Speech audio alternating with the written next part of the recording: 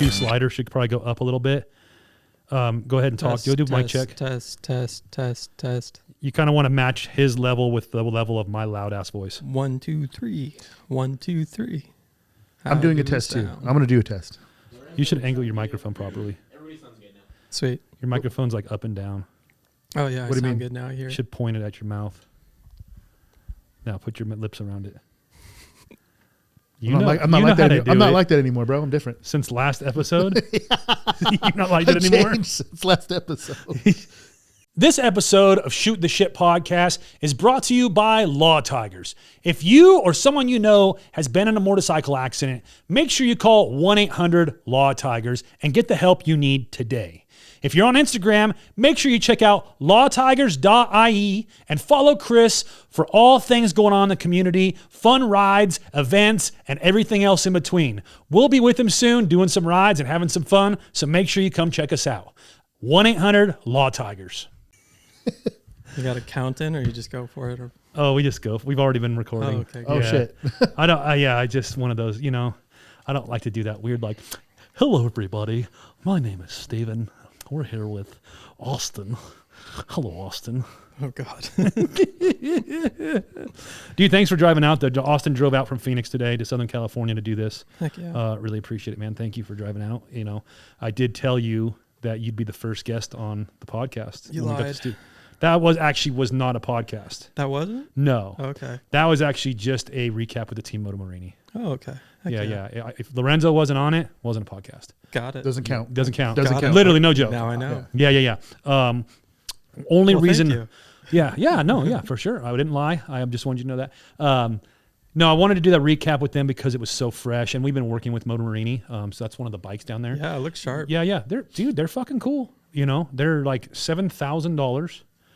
They have a Kawasaki 650 motor in them, and they have a 3-year unlimited mile warranty. Well, that's pretty sweet. Yeah, I mean, fuck. I look at it like in the sense of, like, I'm not going to only have that bike if I were to have that bike or own that bike, right? I'm going to still have a Harley. And it's like sometimes you just want something different or go to play on something else. Yeah. But nobody's really got, another $26,000 go necessarily buy an Africa. I don't know how much those things cost, but, a lot of money, a lot more money than to go buy some crazy enduro bike or even going into like a Pan America or something like that. They're not cheap. No. But $7,000, I mean, it's not cheap by any means, but I mean, it's a lot less money. It's more affordable. Yeah, with a great warranty. I mean, it's all Brembo master controls, Brembo brakes on them. You know what I mean? Like, it's got a lot of nice stuff on them. They're still designed in Italy and they're made in China. It's not like what you're doing, but, tariffs, bro. Yeah, I know. Kind of saw it coming. Yeah. Yeah, but it is a cool bike. I mean, I thought I was like a 650. I don't know if this is going to work for me, You're a 750 body, baby. Yeah. And they were supposed to come out with a 1200, and I'm like, yeah, let me get that 1200. And they're like, oh, we don't have it yet. I'm like, all right, well. And I jumped on that bike, and I'm still mashing 90 miles an hour on the freeway. If it boogies and the price point's good. It's super fun. I mean, that could be a great entry bike for people just trying to get out there and ride. Yeah. So. It's the weirder part about riding bikes like that, though, especially coming from Harleys. I mean, like, and this is going to sound like, this is right up Lorenzo's alley because it's going to sound super gay, but there's style to riding Harleys. You know what I mean? Like, we all kind of dress a certain way. And then you get on a bike that's not a Harley, like, am I dressed properly for this? Do you wear a vest when you ride? No. What do you wear? A sweater? I just will put on a sweater or something. On the Pan America, I just wear my Carhartt vest. Well, it's been cold each time I've ridden it.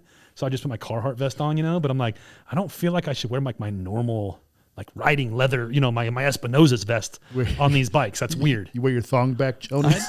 I mean, honestly, it's just wear whatever's comfortable. Yeah, I agree with that. I get the whole style thing. Yeah, though, I don't mean when I go on my Harleys, I just think I put like a Bowie knife on my hip. You know what I mean? You gotta have the drop knife, like Crocodile Dundee and shit. Yeah, I get my holster, just got a spoon in it. Just a leather vest, nothing else. Put shirtless underneath. Get back whip on it too. Yeah. Oh, I should. Oh yeah. I should. You ever notice that everybody always says like assless chaps? Mm-hmm. But there is no chaps that are not assless. Those are just pants. They're just chaps. Yeah, they're just pants. It could just, Because I always say assless chaps. I'm like, well, there's no assed chaps. They're just pants. That's like when you go to China, you don't. Pants. Yeah. When you go to China, you don't order Chinese food. You just order food. Yeah, I lived in Mexico for a couple of years, and yeah, we just call it food. You know? That's new to me. I didn't know you lived in Mexico. Yeah, I worked down there for a while. Every time I hang out with Austin, I always find out something new. What part of Mexico? I bounced around between Mexico City, Nuevo León, and specifically in Monterrey. And then I was also... Look at the way he says it, too. You know you speak Spanish. My man's bilingual. And a little bit of time in Juarez, too. Ooh. That was a little rougher, but... Yeah. What were you doing down there? Are you allowed to talk about it? Security, we'll say. So, yeah. Is that when you were in the military? Yeah, it was part of it, yeah. Gotcha. Interesting. Austin was in the... see, Lorenzo doesn't know you at all. I'm sorry. I like doing this to Lorenzo. Lorenzo's on every podcast ever. And I just bring people in, that I know that he may not know. And that's fun. This is all part of it. No, yeah, that's fun. So I met Austin. It's been, what, a year ago now? No, just over a year ago, because we were at the Bill 100 last year together. Yeah. When you guys were just talking about it. And you said how rough it was, but you also missed the part that he had like what'd you have, a fucked up back or a broken rib or something? Yeah, I had like I wouldn't say a slip disc, but I was in pretty rough shape going out. And then there. I was like, hey, let's go for a ride in the side-by-side. Yeah. That was fucked him up? He was already fucked up. Okay. So I had already drove out from Phoenix in my box truck that I was living in at the time. And so like that was already a rough ride. And I had thrown my back out at the gym like, I don't know, maybe a day or two before. Yep. And so it was really starting to set in where it was just like, oof, this hurts. And I was like, I got to go race. Like, this isn't going to be fun. And yeah, so I got out there and it was so windy that night too. Oh yeah, it was terrible. But yeah, I ended up just popping some Advil and doing the race. Advil. Damn, Advil. Yeah. I can't even feel when I pop Advil. Yeah, so I just took an Advil and did the race the next day. So Advil needs to shoot us for some sponsorship money right there. Oh man. Yeah, I can't. Being fucked up because, like I said, I watched a video last week after I watched that recap. Yep. And I was like, well, what the fuck is a Biltwell 100? I mean, I've heard about it. I mean, I know the race has been around for a while. You could have just asked me. Yeah, but I don't like talking to them all the time. Oh, that's true.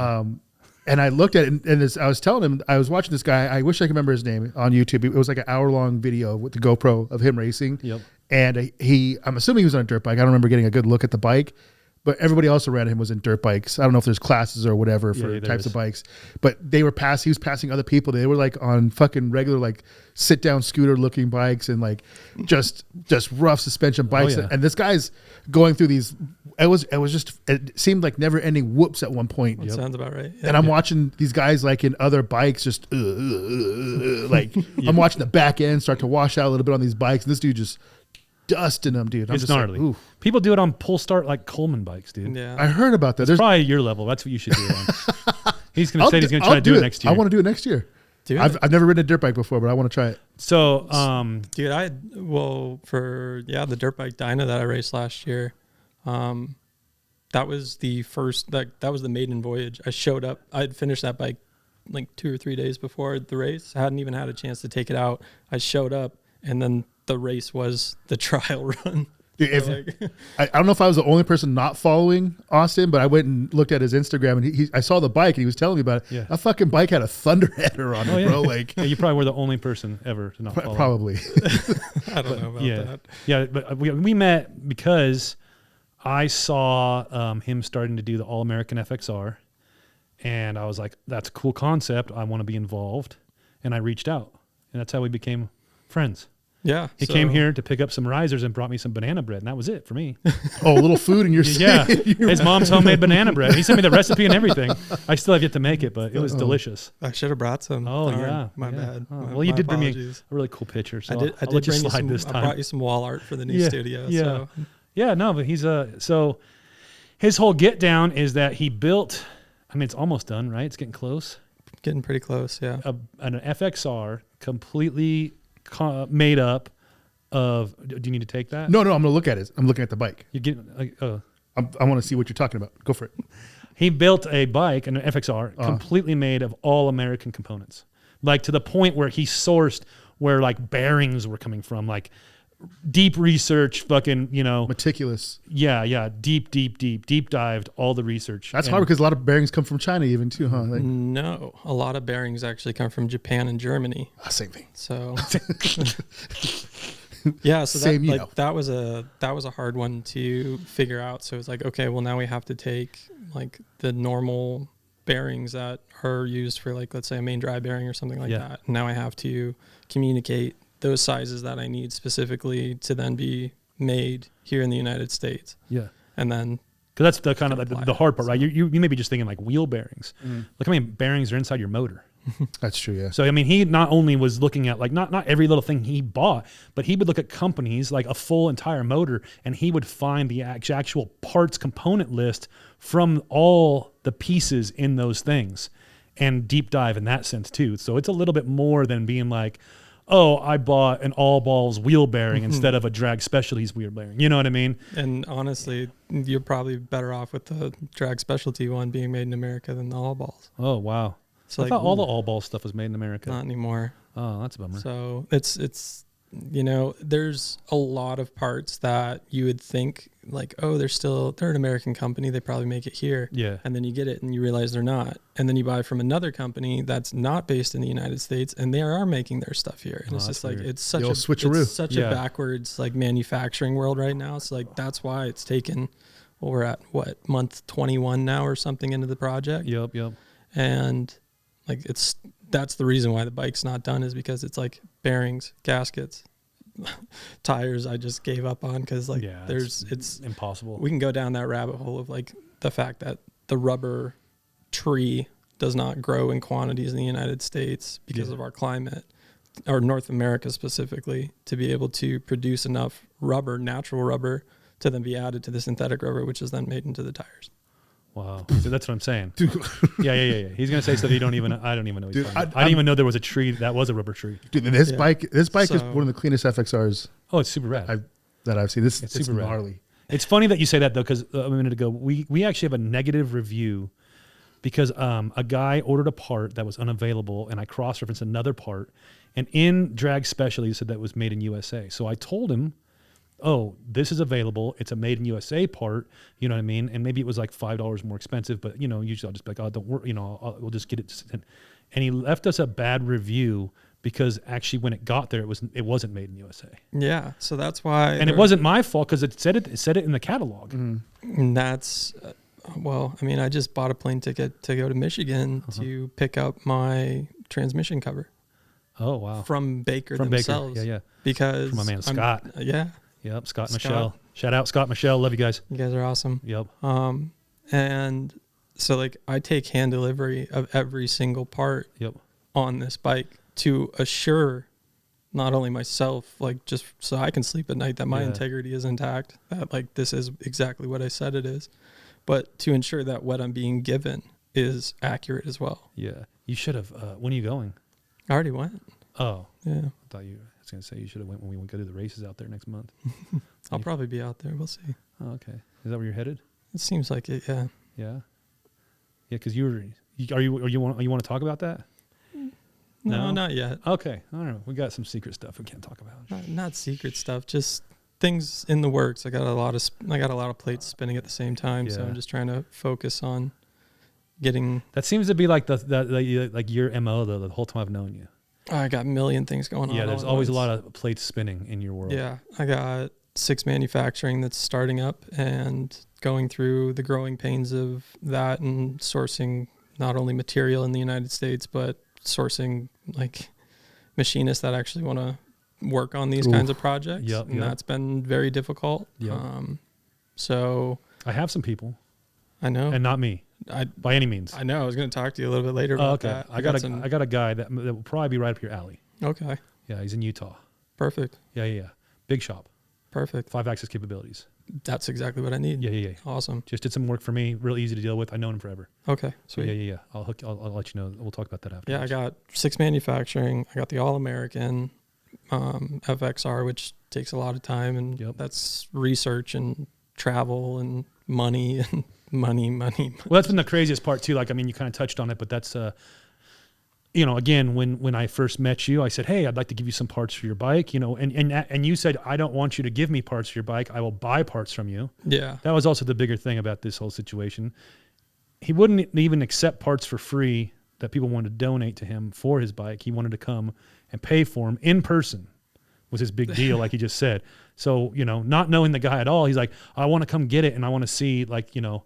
And when you came here, I was actually literally making the top clamp for your riser. I took a video of it. Yeah. You handed it straight out of the machine. Yeah. And that story is not uncommon with this All American FXR. Yeah. Like, I have taken hand deliveries straight off of machines. Yeah, yeah.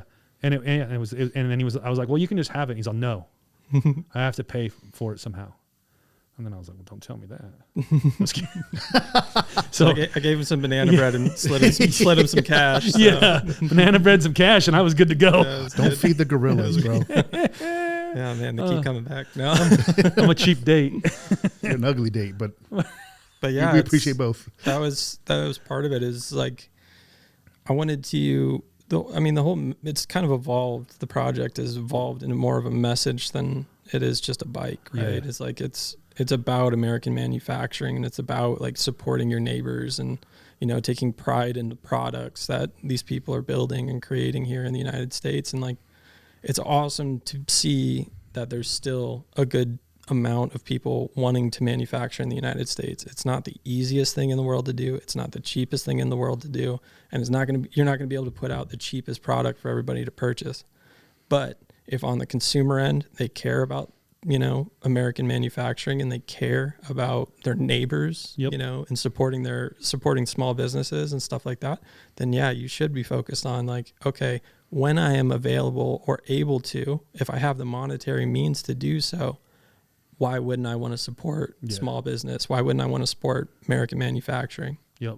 So It's been interesting, and I've been on that journey for a while now. I can say, like, about American manufacturing and trying to do everything that we do in the United States. And who turned me on to that was Paul Weidman, Bare Knuckle Paul. You know, we have had many. You know, Paul's a dear friend of mine, and we've had many conversations. And he kind of got me, you know, because we used to like import lighting and things like that. You know what I mean? And during COVID, you know, we were having conversations, and I was like, you know, I think we're going to steer away from that. And we did. We haven't done any importing since then, you know. And it's not easy, you know, for sure, you know. And then even then I went even further and started doing my own manufacturing, which even then is not easy, you know.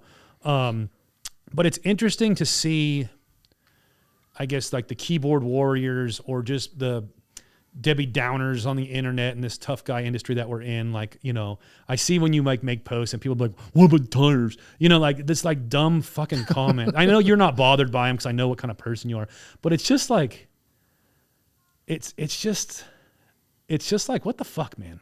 You know? I mean, at first it was kind of a little like, dude, I'm trying the best I can. Yeah. And then people would always be like, well, what about the American elites? And then I'll be like, okay, well, that's Dunlop, and Dunlop just shut down their Buffalo, New York facility, so they're no longer making those tires even in the United States, period. On top of that, Dunlop is a 25% owned by a British company, 25% owned by a Japanese company, so the money's not staying in the United States anyway. So the only thing that's American about that tire is Bob at the factory that was pressing the button in the name. Yeah. That was it. But the rubber's imported. The money's not staying in the United States. It's being sent elsewhere to either Japan or Britain. Yeah. That's what I'm saying when I say deep dive. Dude. Yeah. It's not, no joke. It's no joke.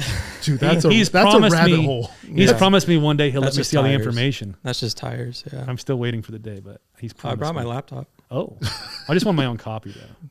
Okay. I'm going to publish the entire list of every single part that's used on this bike. If you want to replicate this, I will have it. Oh, I want to see the other stuff though. Oh, that list. I want to see, just for fun. I would never do anything with it. I'll sign an NDA, but I just I want got to. those too. Yeah, I just want to see it. You know, like at the end of the day, it is what it is. I know a lot of companies import shit. You know what I mean?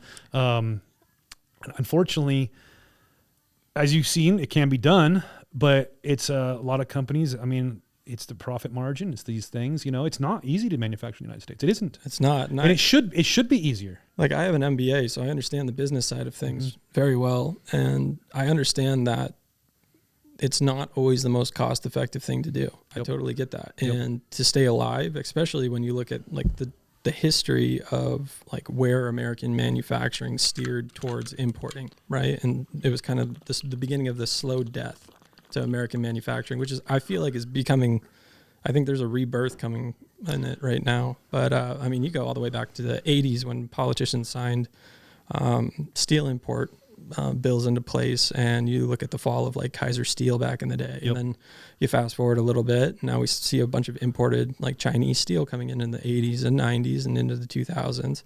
And next thing you see, 2008 recession hits, and you see a bunch of the small shops just go under because they couldn't keep up. Yeah.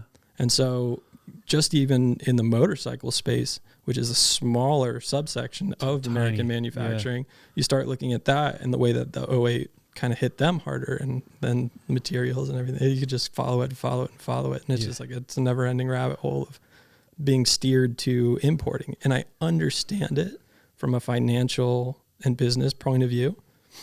And I'm not telling people that they're wrong for doing it. No. The thing that I find wrong is more of an integrity part, where it's you stamp American made on a box, but what's in the box maybe is not made in America. And that I've witnessed firsthand a couple of times on this project. Like there's times I've driven like no joke 1,000 miles to a place where I thought I was going to be picking up parts, and 5 minutes into it I know I'm not getting parts that day.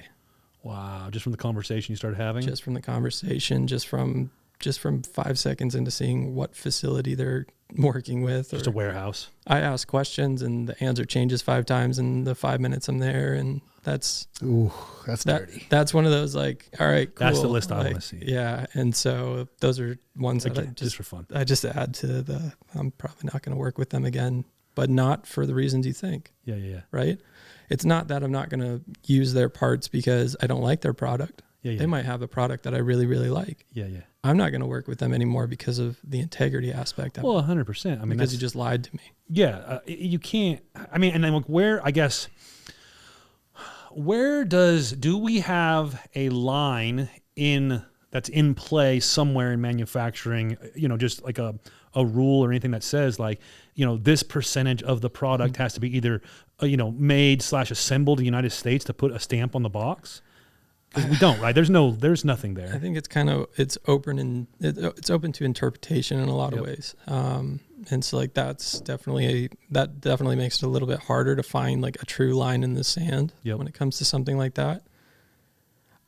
For me, what I believe is if you're using American material and you're making it here in America with mostly American parts, then it's American made. Yeah. If let's say you're importing the bearings from Germany or Japan and you need those components to be able to use on whatever it is you're crafting. Yep. If the majority of what you crafted and it's just those bearings that you need, I'd deem that American made. Yeah. Well, I just mean, but is there a stipulation out there, like a listed, like written kind of thing? Like, there's nothing, right? I mean, like, no. It's just... So people can just literally import anything from China. It says CNC nice on it, and then they just put it in a box and put it made in USA.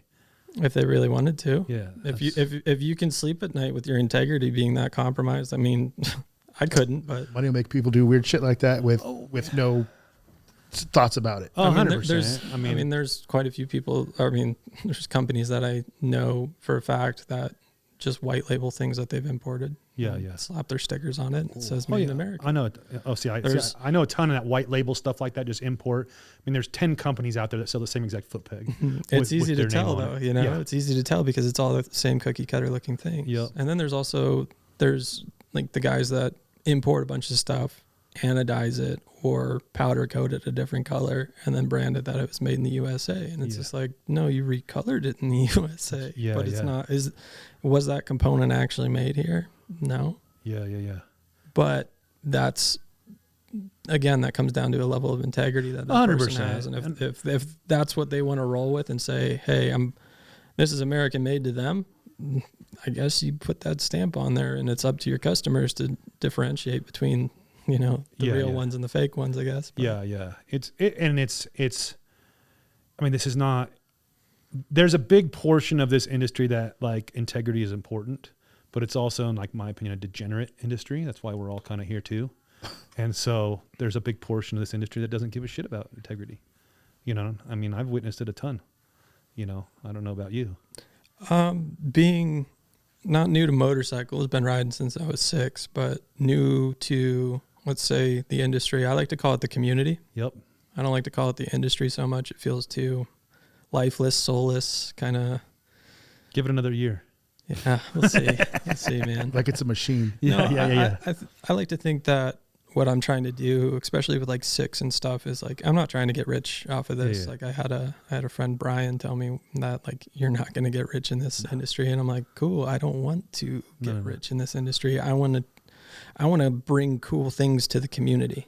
I want to bring things that I'm excited about, that people can get excited about, and that's the kind of stuff that I want to create through Six.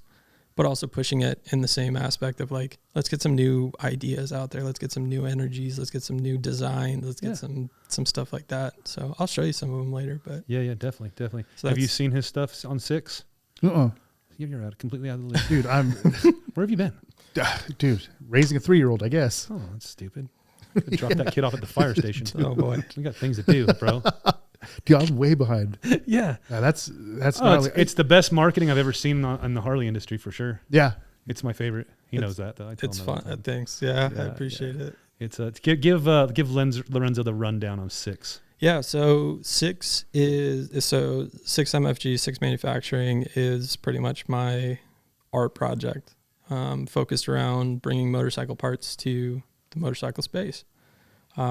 Six on the periodic table is carbon, so focusing on carbon fiber specifically. If you also look at the logo, it's also my last name, but that's just like a little Easter egg in there. Oh wow! And then 2 + 2 + 2 is like, it's just it's an angel number, meaning you're on the right path and stuff. You add them all up to 6. So I got a tattoo right there, So gotcha. So there's a lot of little things with 6. So, but yeah, just kind of taking.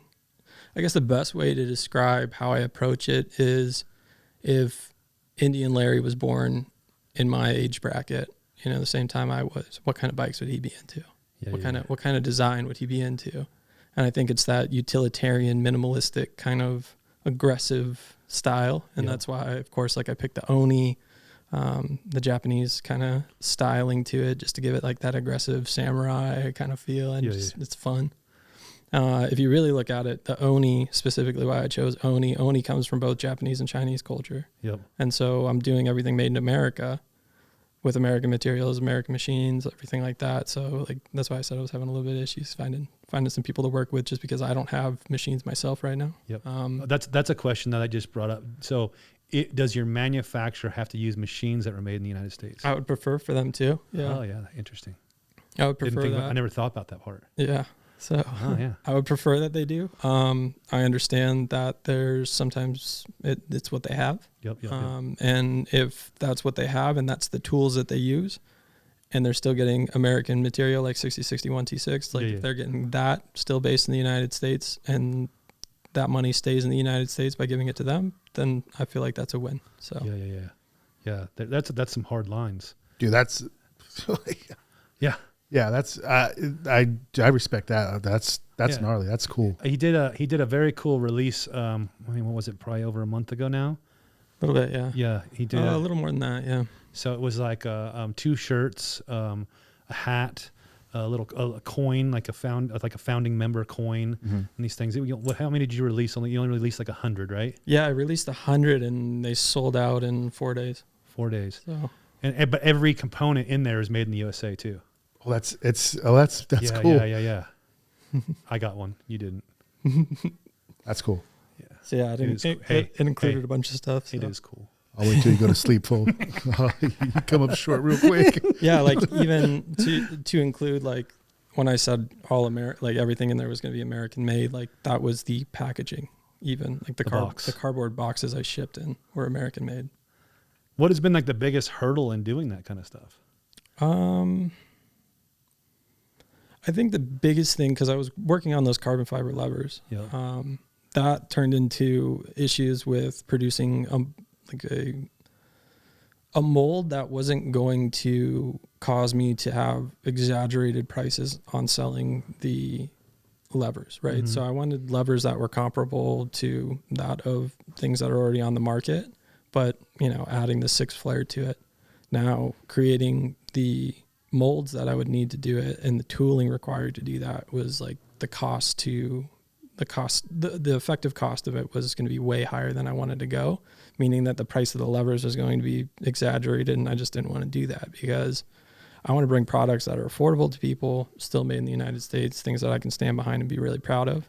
And I wasn't able to meet that just yet. Yep. But it's not something I'm not gonna give up on it. I'm still gonna revisit it later. But and the way I understand it too, like you're gonna do X number release, and once they're gone, correct? Yeah. I want to keep myself fresh and always evolving and always changing and always having to create. Like I said, it's more of an art project to me than it is a moneymaker. So that's kind of why I need it to stay a passion project, or I'll lose passion for it. Yep. And so for me, it's always I'm doing all the artwork, I'm doing all the videos, I'm doing all the design, CAD work, stuff like that. You exposed me to some Fusion 360, and I spend about 15 hours a day in that thing. I'll just hire you to design for me then. Dude, I'll show you some stuff after this. Oh, man. I'm sure you can already teach me some shit. When I go into something, I go pretty deep. Oh yeah. And see, like that's like the hard part though in manufacturing, of course, right? Especially something like that where you're going to do some kind of die, because you have to absorb the cost of the die into the products to be profitable. To be profitable, yes, correct. Mm-hmm. So, or obviously over time, right? You may pay for the die today, but in a year, 2 years of manufacturing the product, your cost is gone and you're just making full profit. But if you only plan to release 100 sets. Mm-hmm.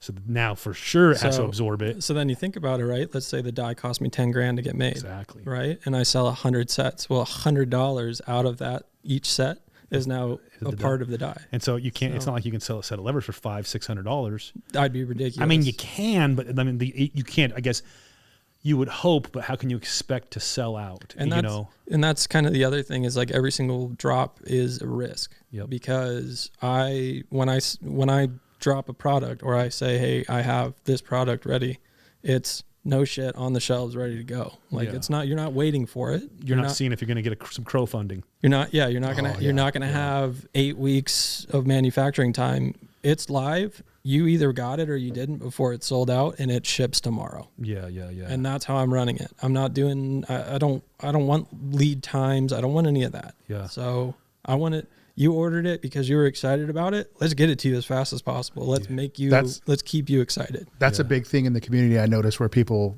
when they place the order, they want it. Bam. Amazon next mentality, man. Yeah. Which is, and this episode is brought to you by the Four Corners Motorcycle Rally. If you're looking to head out this year to Durango, Colorado, the Early Bird Apex tickets are now on sale. Special promotional pricing through June 1st, 2025. Head over to fourcornersmotorcyclerally.com and grab yours today. This will allow you to enter in all 3 arena events as well. So make sure you head over there for the details. Check it out. You're not going to want to miss this. The Early Bird Apex Pass not only gets you entry to the fairgrounds on all 4 days, but it also gets you entry to all 3 special arena events: the rodeo, the Sons of Speed, and the flat track. Make sure you go grab yours today. fourcornersmotorcyclerally.com. Speed Kings will be out there this year hosting our own ride through the $1 Million Highway. So make sure you follow along for the details, and we'll see you out there.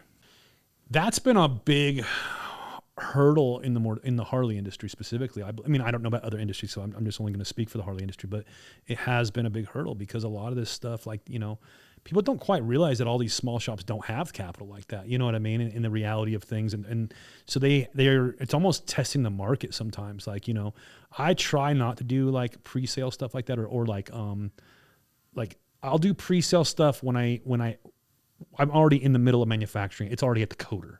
And then I put it up for like essentially pre-sale, right? Yeah. We're getting it back from the coder in 2 to 3 weeks. You know what I mean? But here's how many we already made. Mm-hmm. But those are products I've already been releasing for years now. So it's like sometimes like we're working on some bags.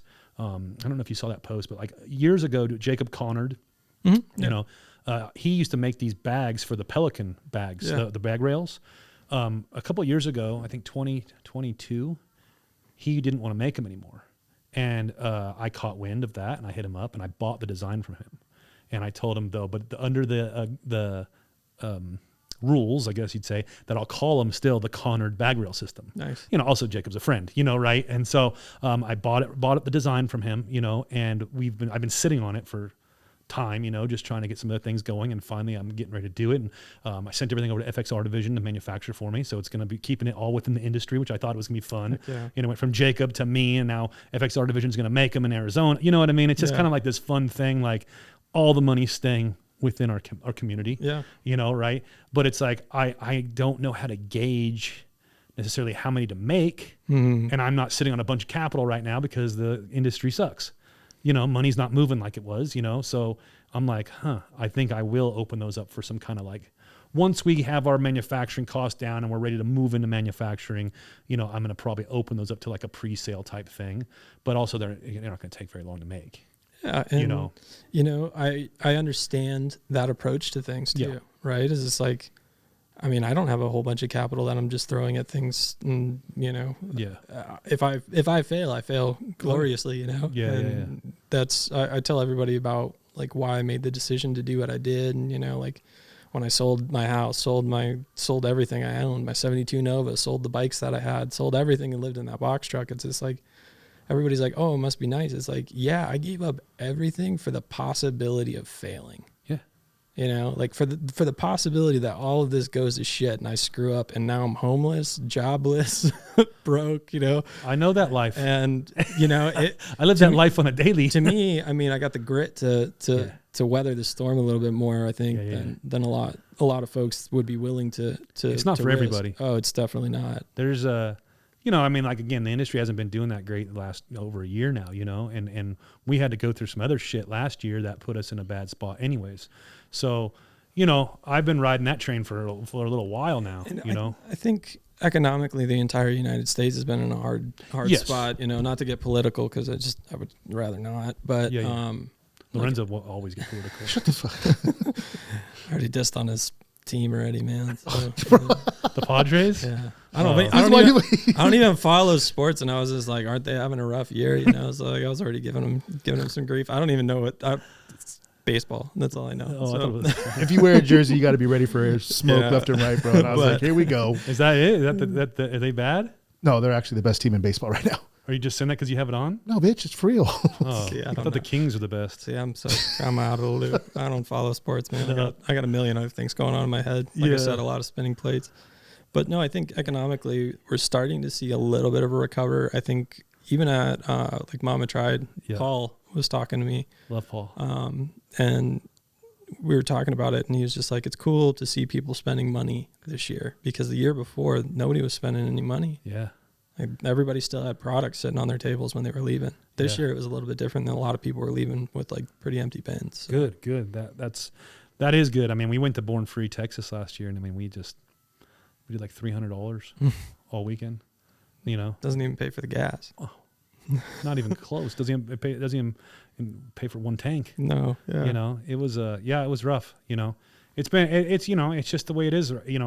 That's been the hard part, right? And like I said, not everybody's built for this because the good times are great. You know what I mean? The good times are so good that you don't even have the foresight. Well, I didn't have the foresight to necessarily know the bad time was coming. You know what I mean? But then the bad times are fucking bad. And it really does become survival of the fittest. There's quite a few companies that'll go into hibernation during these rougher patches. Yep. Just to stay alive. Yep. And like I understand that approach, again, like business background, and that's what I did for many years, is like you have to survive. As long as you survive, like you can get another chance, you know. That's what I've just been wanting to wade the storm. Just wade the storm, man. Well, I think how you're approaching, like it's been awesome to watch you like over the last year really start going back into the kind of more creative side of things. Yep. Doing stuff like this, doing a lot more of the like videos that you've been doing, the rider profile kind of stuff, all that. That's really awesome. And like from a branding point of view or from a marketing point of view, like it's a good thing to do. It gets you in front of people, it gets you exposure, it gets stuff like that. Like awareness is just as important when you look at like a conversion funnel, right? Yep. Like awareness is number one. Yeah. People need to know that you're still out there, you're still alive, you're still selling stuff, you're still making stuff. So yeah. Yeah, and it's been, that's kind of been what I looked at, right? We had that bad business deal last year, which is a big part of last year for us, right? I've already discussed it on a previous podcast. So I don't want to get into it again. Sucks. Yeah, terrible, shitty, whatever. but I had to just start looking at what I was able to control. Right. You know what I mean? I can't control fucking other people and their decisions they've made. But what can I control? And like, what did I stop doing essentially? You know what I mean? Like as a business, person, you know what I mean? Like what did I start doing that I know did well for us? And most of it was media. I kind of pulled back from a media standpoint. You know, we weren't doing the same videos. We weren't doing the podcast, a lot of things that we weren't doing. And whether it was, for a while we didn't have the space to do this. You know, at the old shop, we had its own room. It had its own everything. You know what I mean? So, it took over a year, and now we have this. You know what I mean? So it's game on, obviously. You know, it still smells new. Yeah, yeah. It's it's a blessing. You know what I mean? I'm so stoked to have this, and like, for me too, doing this not only is like.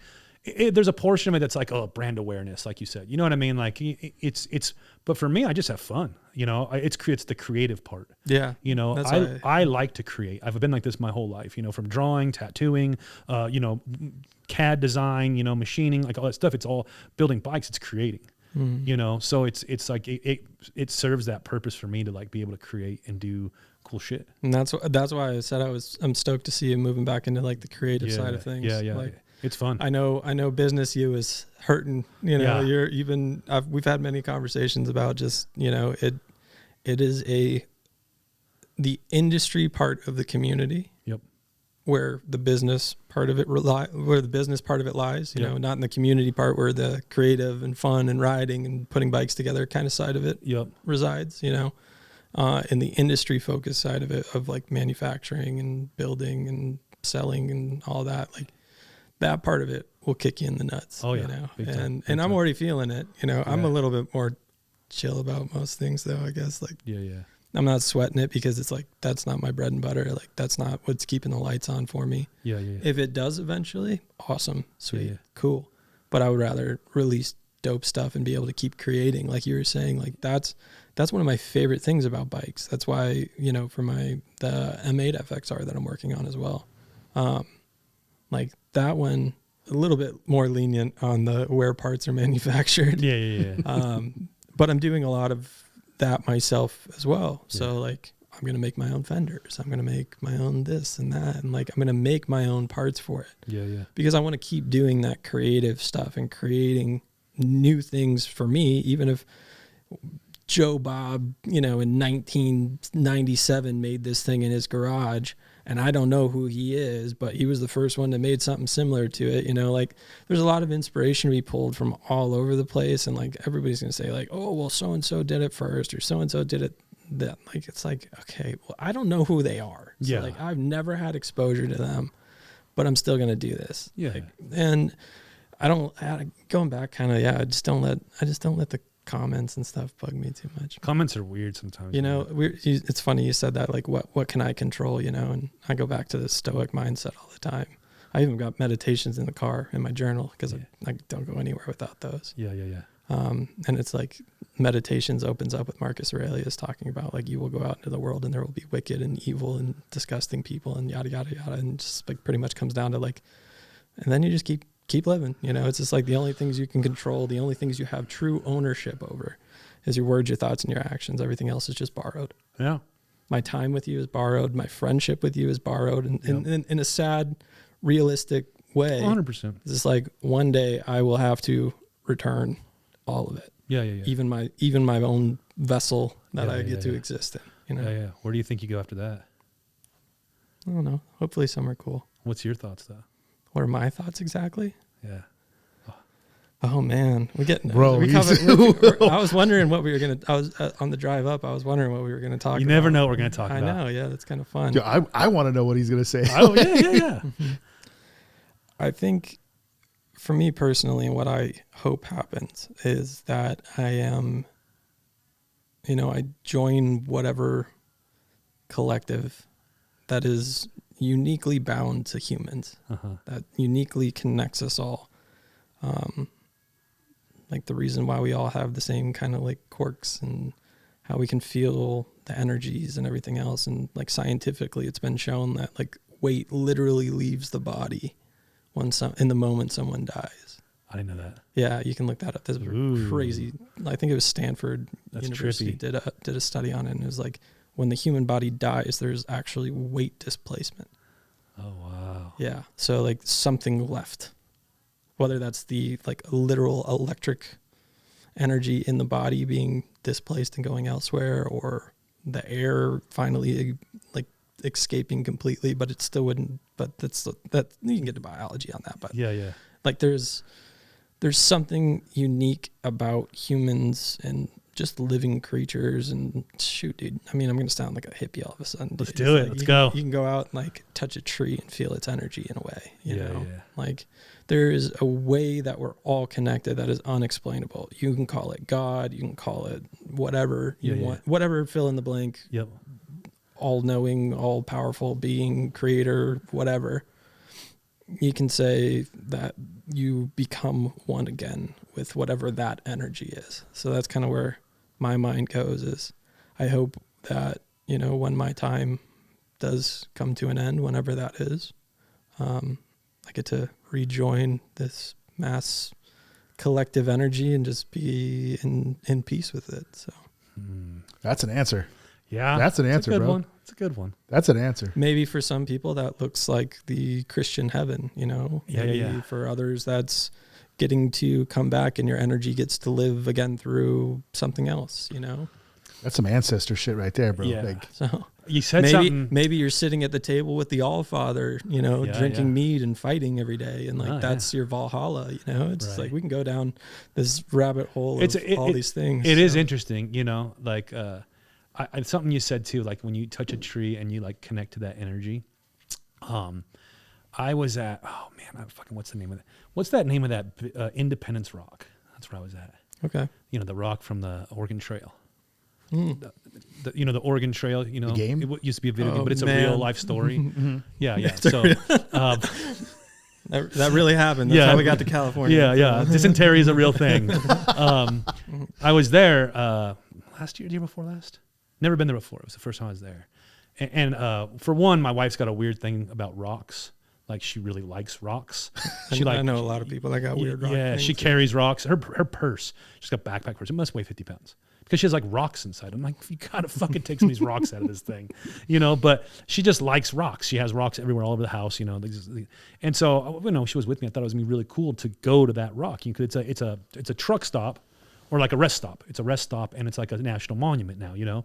At one point, you know, Doc Holliday's name was actually carved into the rock, and they have a picture of it like on one of the plaques, which was really cool, you know. But I was like, you know, you can you can climb on it if you want, but I went over there and I just like touched it, and I was like, man, I wish this was like Avatar right now, where you can like link into it, you know what I mean? See and the just history of it all. yeah, see, because there was, you know, there's been bloodbaths at that rock. You know what I mean? Like some crazy shit has gone down at this rock, and great shit, like people trading, you know, goods to like make it all the way, you know, to different states and I thought you were whatnot. going to say people. That too, I'm sure. Oh God. I'm sure of that. But I mean, it was a crazy, just a kind of a wild place to be. You know what I mean? I think that comes back to like the idea of like energy residing in places or residing with people, you know, and that's intrinsically unique to us as a species. But I mean, I think it's a real thing because I know people. I've said it before. I've been in a place where I just get a weird vibe. Oh yeah. Here, I think I feel like that's in my mind. I feel like that's similar. Like, you know, I get a bad vibe from people, from areas. Like, and there could be nothing wrong. Yeah. You know, I could just be in a place and I'm just like, it's weird. It's a weird energy. Yeah. I've had that happen many times. Yeah, mostly just around you. You better. No, it would be cool. It would be interesting. I don't know. I'm a big fan. Yeah, I'm a fan of history. I wouldn't say a big fan. It's not like I sit there and you know dive into it, but just like little things like that would be very just weird and cool to see. You know what I mean? Just like when you have a spot like that there's so much stuff that has occurred over, I mean, what, 1,000 years or something. You know what I mean? And like just being able to tune into it and just see what was going on. that's one of the cool things about like. So I lived in Jerusalem for. Yeah, so I lived in Jerusalem for a little while. The first time I ever went snowboarding was in Israel. Yeah, They have snow? it was crazy. We were in Tel Aviv surfing that morning, and then the afternoon we went up into the mountains and snowboarded. I didn't even know they got snow. Yeah, it was pretty wild. Oh wow! I thought it was just all sand, No, like camels. Jerusalem's like Well, Jerusalem in the Bible was technically called the Promised Land, correct? So it's like the land of milk and honey, and it's green. Oh, for the really? most part, yeah. Oh. We just see the shitty stuff on TV. Yeah, Generally, I just watch Indiana Jones movies. That's more like Egypt and stuff like that. Yeah, you Alright. idiot. There- Dr. Jones, Dr. Jones. Dr. Jones. Yeah. Oh man, that guy's doing really well for himself. Yeah, no, he's That come guy's up. like- yeah. Short round. Yeah. What's he do now? He just got an Oscar last year. Yeah, he was in Nothing, Nowhere, Everywhere. Fucking movie, love right? that Yeah. movie. That's him. That was him. I thought that was the guy off Goonies. It is. He's the same one? yeah. Goonies guy was Short Round also? Yeah. Didn't know that. Yeah. Pretty sure. I fucking yeah. love that movie though. That was great. It's right? it's a fucking weird Oh movie. man, that one makes me think, dude. Yeah. I like that one. For the first time I watched it was on the airplane. Oh really? I downloaded it on my iPad and watched it on the airplane. I was like, what the fuck just happened? It's a long movie too. It's like 3 hours. You never watched that movie. No, I have not. No, it's like fuck, what's it called? It's a weird title. Yeah, it's I'll send it to you. Everything, Nothing, Nowhere, Everything, All at Everywhere, Once or All at something. Once or Yeah. something like that. Yeah, we'll get you the title of it. Yeah, but- he won an Oscar for that, and it was like It was his, good. It was like his return Oh, that's cool. from whatever. It was pretty good. He had a big emotional speech. Oh yeah. when he got I it. just seen him in something else the other day, and I was like, oh, it's him. Yeah, he was. He just come out. It was like a Valentine's Day movie or something like that. Yeah, right? it was Or a dorky, like he was a realtor, or retired hitman, or John something Wick like style, That. like- Oh, it was, yeah. it was silly. Yeah. but That no, movie's so- good. So I lived in before we got telling all you. derailed. Yeah, but to go back to kind of like feeling history places is like when I lived in Jerusalem, I would go get my hair cut in the old town Jerusalem and like walk the same streets that Jesus would have walked. So that's like pretty wild to Bro, I'm feel the jealous. energy in Is those it like kinds of places. what is it? Is it like cobblestone type walkway yeah. still? Like It's all like old, like how it would have been? Yeah, so my apartment overlooked the old city. So like I could just look at the old city. The old city is like almost a perfect 1 mile by 1 mile by 1 mile. Oh wow. It's like a square. And certain sects of religions control certain parts of it. There's 4 different neighborhoods. So you have like the Romanian Catholics, you have the Christians, you have the Hasidic Jews, and then you have the Muslims that all have their own little quarters. Oh wow. And from like street to street, like how, probably how South Compton is and stuff like that. Like if you cross a street, you're in their hood, Yeah, and that's yeah. exactly how it is there. So, Wow. yeah. So I used to go to the kind of the more Christian friendly side of things. Like not saying that the other guys weren't friendly. I mean, the driver that I used to use to get around everywhere, he was Muslim. He was a great guy. And then I also had a Jewish guy that worked for me, and he was a driver. And so like, yeah, there was a bunch of cool stuff. But anyways, walking through the streets of Jerusalem, like you can feel that there was history and war and all, like just talking to some of the families that live there, because you have to have lineage to live in the proper old city, Jerusalem. You have to have lineage going back till biblical times. Oh wow. Like your family has had to have lived there since then to be able Wow. to stay like in those houses. No you shit. had to have been neighbors with Moses. Pretty much, man. Dude, I'm obsessed with the old times and stuff like that. Like Lacey thinks it's weird that I'll watch like, even recently it's like I'll watch like Finding Hitler, or It's not the same. no, but then going back like it's the old Vatican and stuff like that, like all the I like Knights to read Templar Mein type of stuff. Kampf. Oh, dang. No, but like all that stuff, and Lacey gives me shit because I always tell her I was like, man, I wish I was like, now that we're married, I was just like, man, if I wasn't married, I'd be out traveling, looking at this old stuff. Like, but that book that I got, it's this guy who lost. I forgot the name of the book. You knew it earlier. He died or he went missing looking for the old like gold city in South America or whatever, like that type of thing or whatever.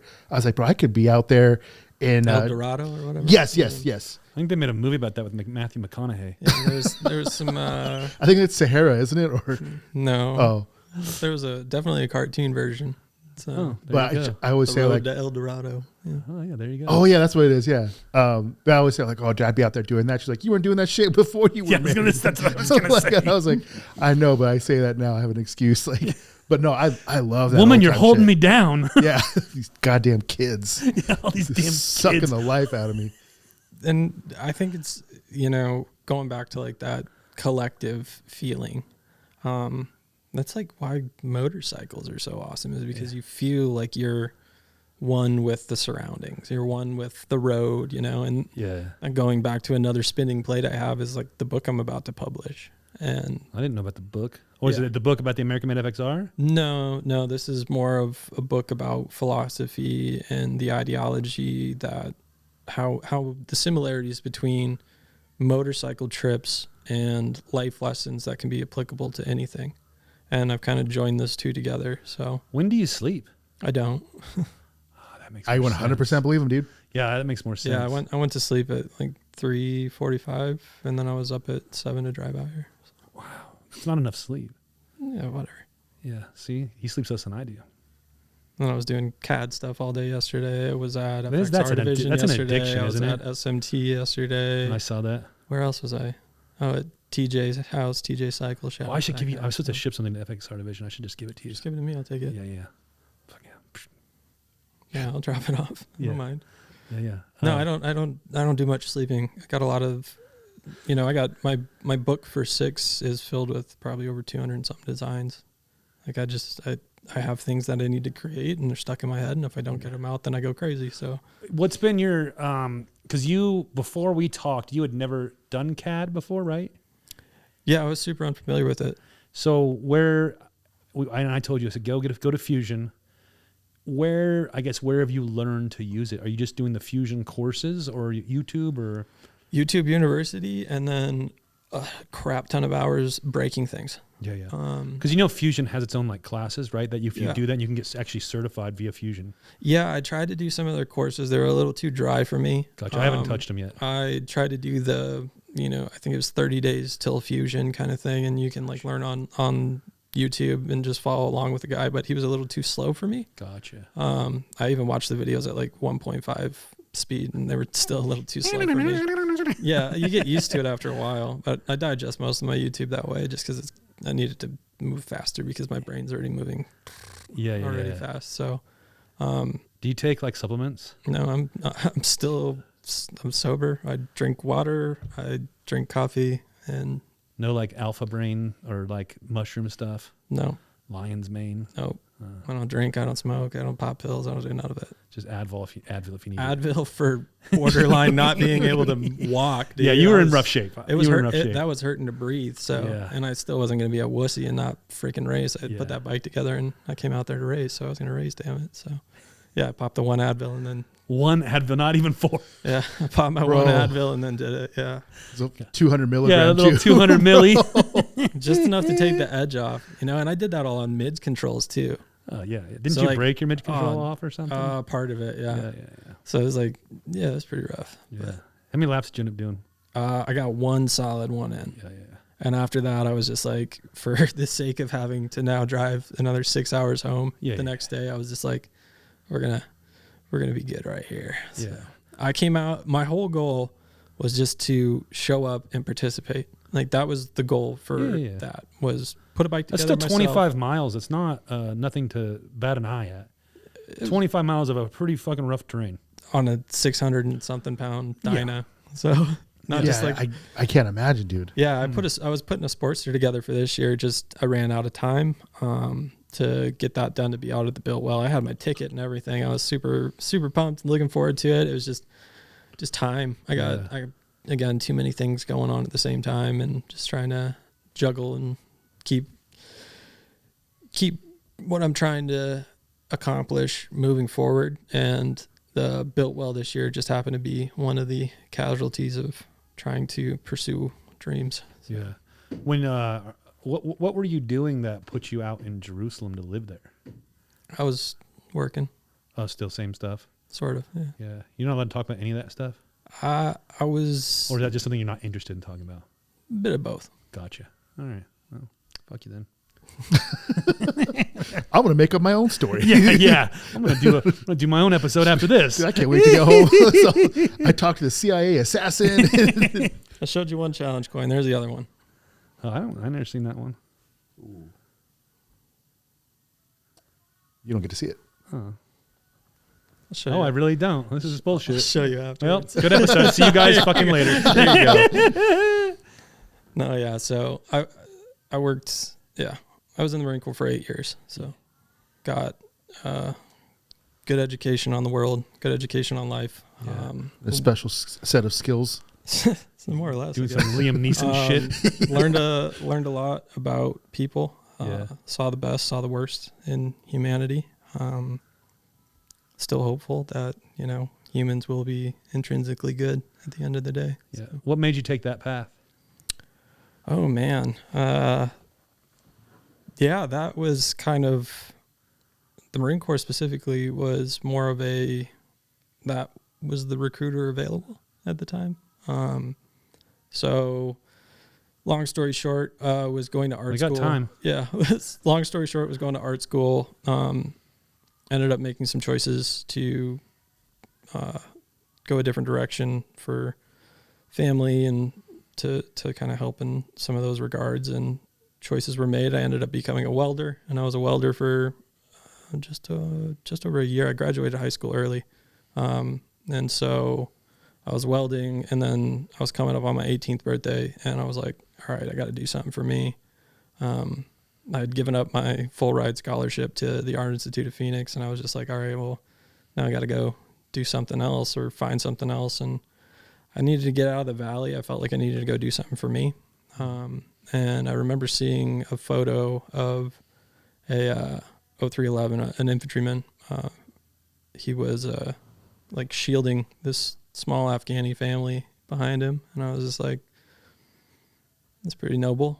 And so yeah, went to the office, tried to go into the Army. They weren't there. Air Force was gone, and this Marine kicked the door open, offered me a cigarette, and next thing I know, I was enlisted. So Wow. Yep, and then 8 years, and 8 years and 20 something countries later. Jesus. What's the most craziest country you're in? I don't know. Most of like Africa was pretty wild. Central Africa. Wow. Yeah. That's trippy. But I also got like fun times. I mean, Mexico was pretty wild to live too. Mexico was super wild to live in. I would go down to like San Salvador, and How many languages do you know? I'm okay at English. I thought he was going to say all of that. Yeah, all of and the I would have languages. believed it, dude. Yeah, see? So that's Chichewa. That's a African dialect from like specifically there's like 13 different dialects of it. So that one's specific to like Malawi, Zambia, Tanzania. And what did you just say? This is like, hey, how are you doing, my brother? Dude. Have you always been like a smart guy? I got a couple concussions growing up that slowed me down a little bit. Oh man, were you always like that? That you were in your family though? You were like the smart one, or what? Yeah, my mom's pretty smart too. Yeah. My boy's similar to that. He's always been really smart. Just I don't know how. I know I'm intelligent, but I'm not like, you know what I mean. There's levels to this, and I'm not on the level my son's on. No, I got you. Yeah. And he's like real smart at mathematics. Nice. And that's a pretty cool one to be smart at, because mathematics is not easy. That was yeah. I mean, fun story about this. Like now I'm always preaching about like, you should read. And I always tell people that. When I was 10, I was in a really gnarly accident and shifted my whole brain. I pretty much couldn't read until I was about 10. Wow. But I was crazy with numbers. So like we're doing like algebra and calculus going into like, I was 10. Yeah. Got my head knocked pretty good, ejected from a car, and switched my whole brain, and now words made a lot more sense. Still dyslexic, but I can read like a motherfucker. Wow. And write. I'm good with words. So. Yeah. What a trip. Yeah. Interesting. Have you ever dived into why that happened? Not too deep, no. Yeah. All I know is that when they came back, so they asked me to come do like this brain study. And they said that I had one of the most symmetrical brains that they had seen. Yeah. And so they were doing a study on, young adolescents with traumatic brain injuries. And so it was like a study on what happens post-concussion in kids, right? Yep. And so during that TBI study, they did MRIs and checked our brains, and like we're seeing like what our brains look like and if there was any like damage or if gray matter was displacing or swelling or anything like that, to just kind of show like, okay, how's the brain's activity?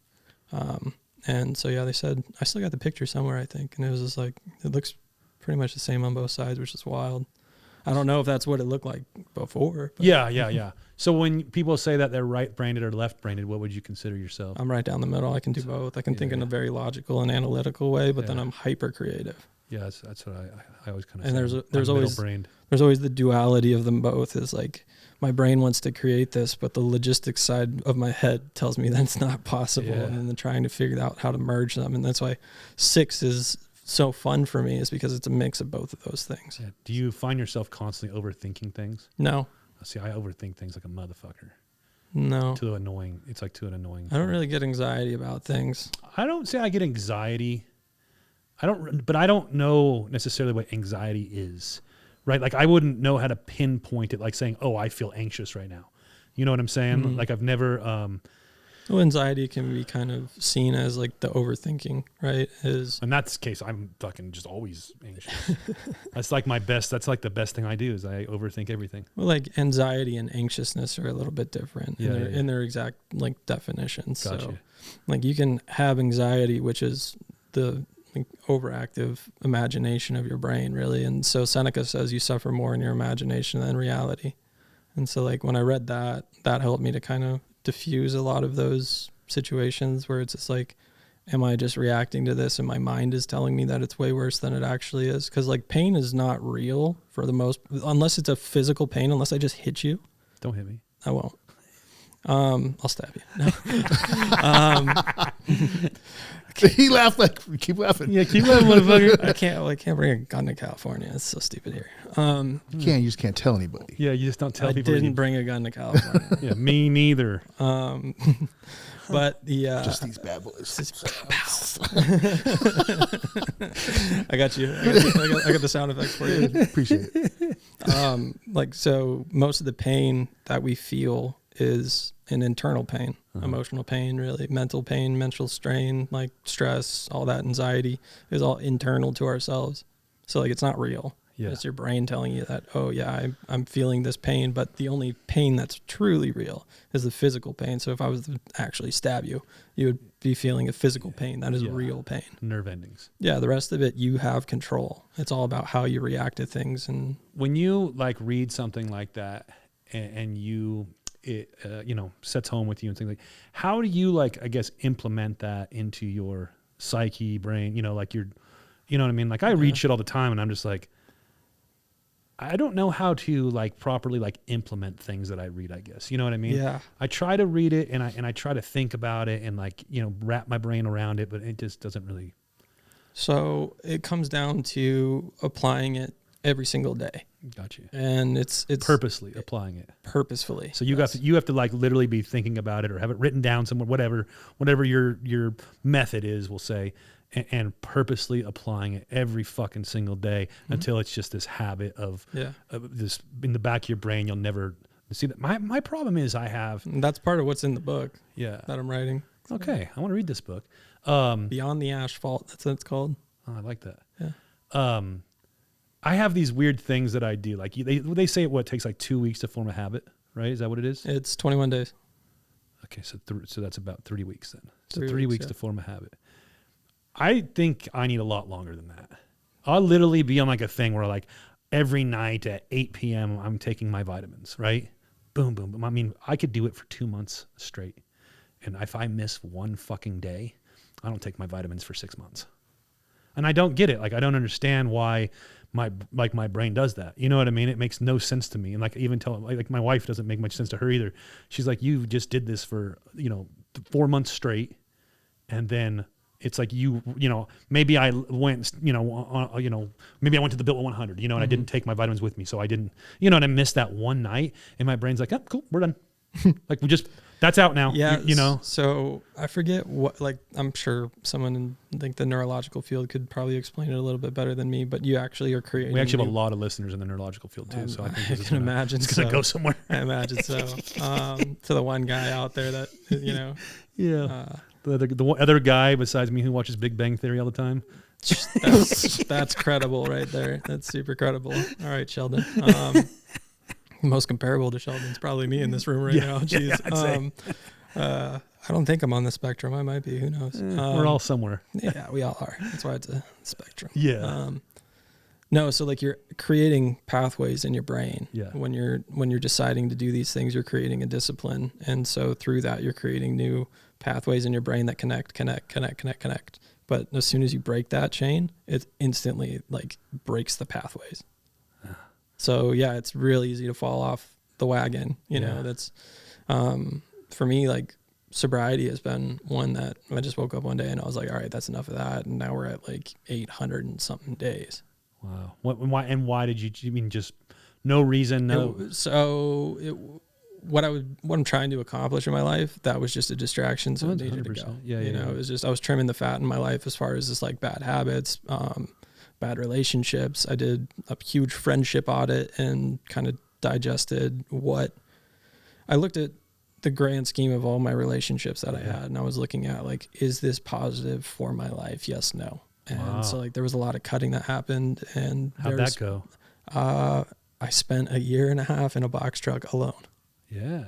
So, I mean, how many people from that previous list did you keep? Not very many. Yeah. I mean, and that's part of it too. It's kind of weird though, like when I've had that happen unintentionally, I would say, right? I mean, I've chose a different path than most and doing something that, and I didn't have a bunch of people that I knew when we started doing what I do today. You know what I mean? It was just something that I wanted to do. And I just was tired of the daily bullshit of life and thought there's more to life than this, you know? Right. So I started doing this, but what I did notice, and it hurt for a while, but you just keep going forward. But like I watched a lot of friends fall by the wayside, not on purpose, not like I'm like, oh, fuck you. You know what I mean? No. But it was just like, I don't know what it was. I don't know if it's jealousy. I don't know if it's, you're just too busy now for these people and they're not getting what they wanted out of it or different things, you know? I don't know. I never could quite figure that out, but for me, like there's definitely a lot of people that I just was like, our lives are not going to line up anymore. Yeah, 100%. Like what we can offer each other aside from pleasantries is not a whole lot right now. Yeah, and it's not that you don't care about those people or anything, or you wish anything bad on them. It's just, and I take it back to like the Fight Club, right? Remember in the Fight Club when he's in the airplane, you're a throwaway friend. Remember that? You know, Yeah. and I don't mean, I guess that's kind of sounds disrespectful to some, but it's not like meant that way. But I've told many people this. There's some people you'll be friends with forever, for your whole entire life. Like, you know, and there's some people that their friendship is only for this portion. Seasonals. Yeah. And that season could be 10 years. It could be. You know, but then when the season is done, the season is done. Yeah. You know, and you hope, everybody hopes the best for each other, but you may never speak to them again. Yeah. You know, and unfortunately. that happens. Yeah, I thought Lorenzo's season would run out a while ago, but he's still Keep wishing that we were renewing it. I that's got to be not. I mean, well, I don't know. I don't think I've ever had to go through an audit like that before.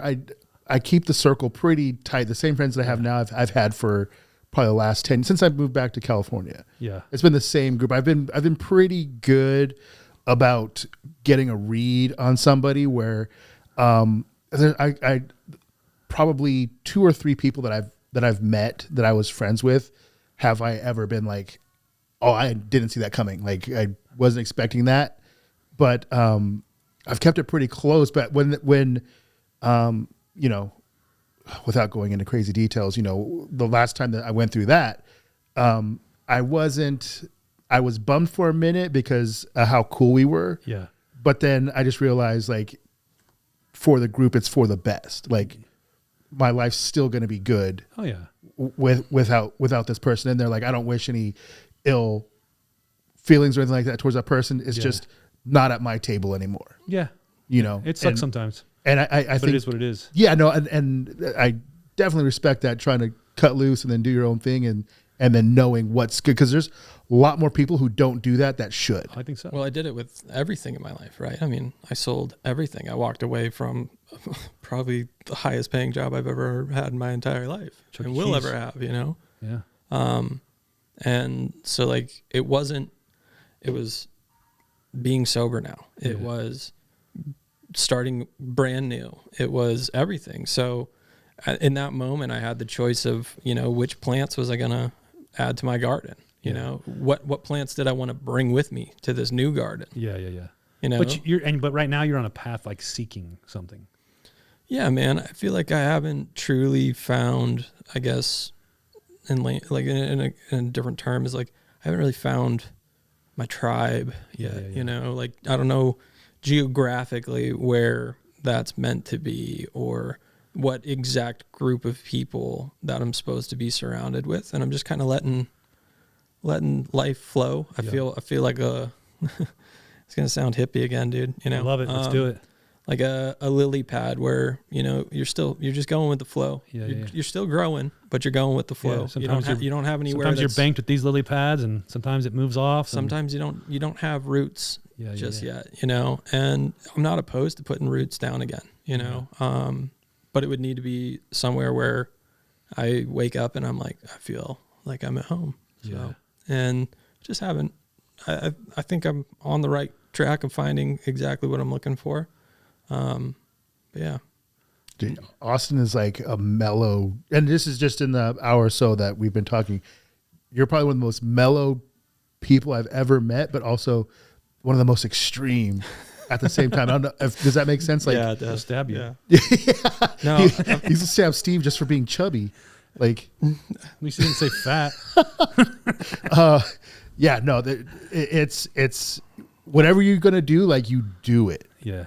yeah. And then I don't know why, but like I'm gonna go home and start looking at all the American made shit in my house.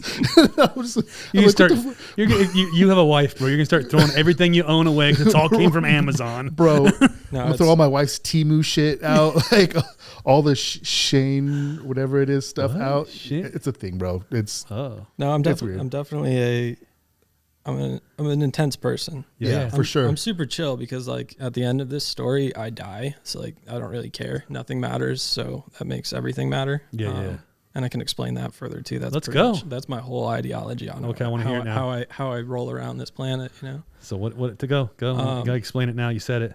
Yeah. So nothing matters. So everything matters. If everything matters, then nothing matters. So and it only works one way, and it doesn't work the other. So if everything matters to you, then where's the room for anything to actually have value? If every single thing mattered to you, then nothing actually matters. Where if nothing matters, and at the end of this story, I die, and 3 generations from now, nobody even remembers who I am, then every single thing that I do means something. That makes sense. I see it. At first I didn't see it. Now I see it. Yeah. That's a trip. Yeah. Nothing matters, which is why every single thing matters. This is why I like having conversations. Yeah. Yeah. My guy's deep. Yeah. Oh, philosophy, journaling, all of that, which is again how I came up with the book Beyond the Asphalt. It's direct. You asked how do I tie these things into my life? That book is literally a guideline on how I've implemented all of these things, all these life lessons from the Stoics, from the Bible, from, you know, like all kinds of different layers of where these lessons come from. And the book is completely written already?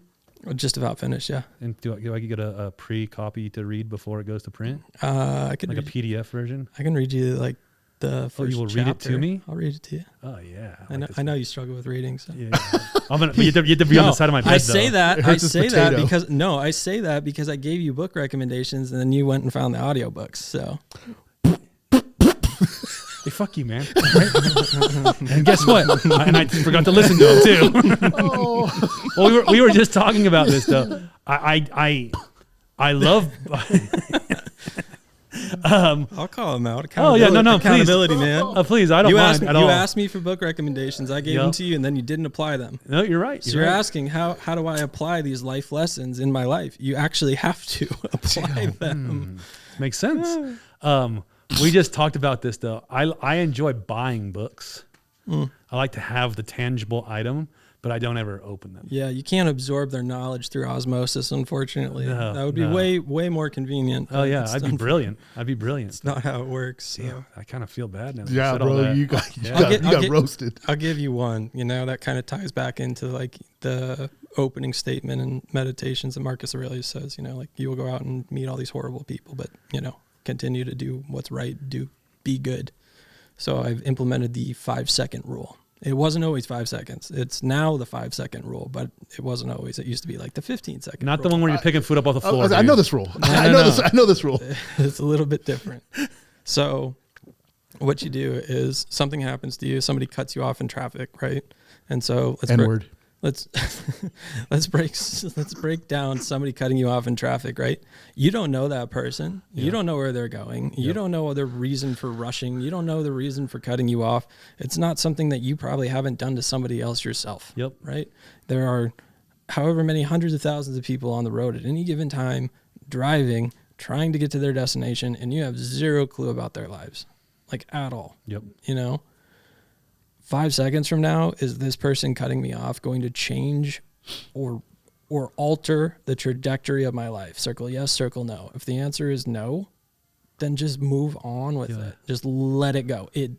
They weren't doing it on purpose to you. They weren't purposely out to cut you off. They were like, oh, Steve's out driving. I got to go cut him off today. Yeah.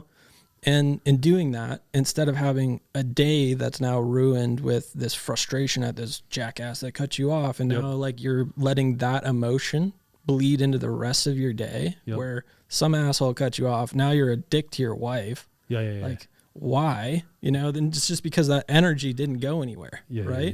It's because now you're holding on to that energy. Whereas in that 5 second rule is like 5 seconds from now, is this going to really matter? No. Release it back out. Don't hold on to that energy, because that energy is just going to stay in you until it's transferred to something else. Yeah. I've actually gotten really a lot better at the driving thing. Like, I don't get mad at people as much as I used to. So that's like the 5 second rule, though. Well, also because my wife, she drives with me basically everywhere. And she is the person, like, if she sees a brake light like 3 miles ahead, she starts like grabbing the bar and stuff, and so I do my best to drive for her, you know what I mean?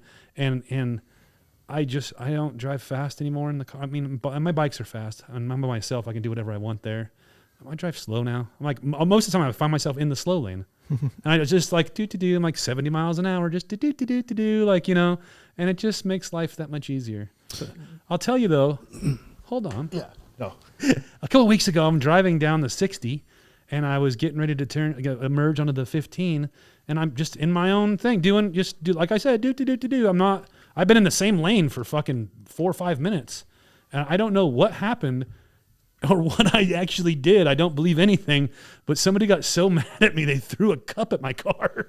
They probably saw your face, and that was good enough. Probably. That was that guy that's looking for you every time you go out on the road, man. I was like it came over. I was like, what did I just miss? What just happened here? Dude, it was funny that he's talking about the 5 second rule.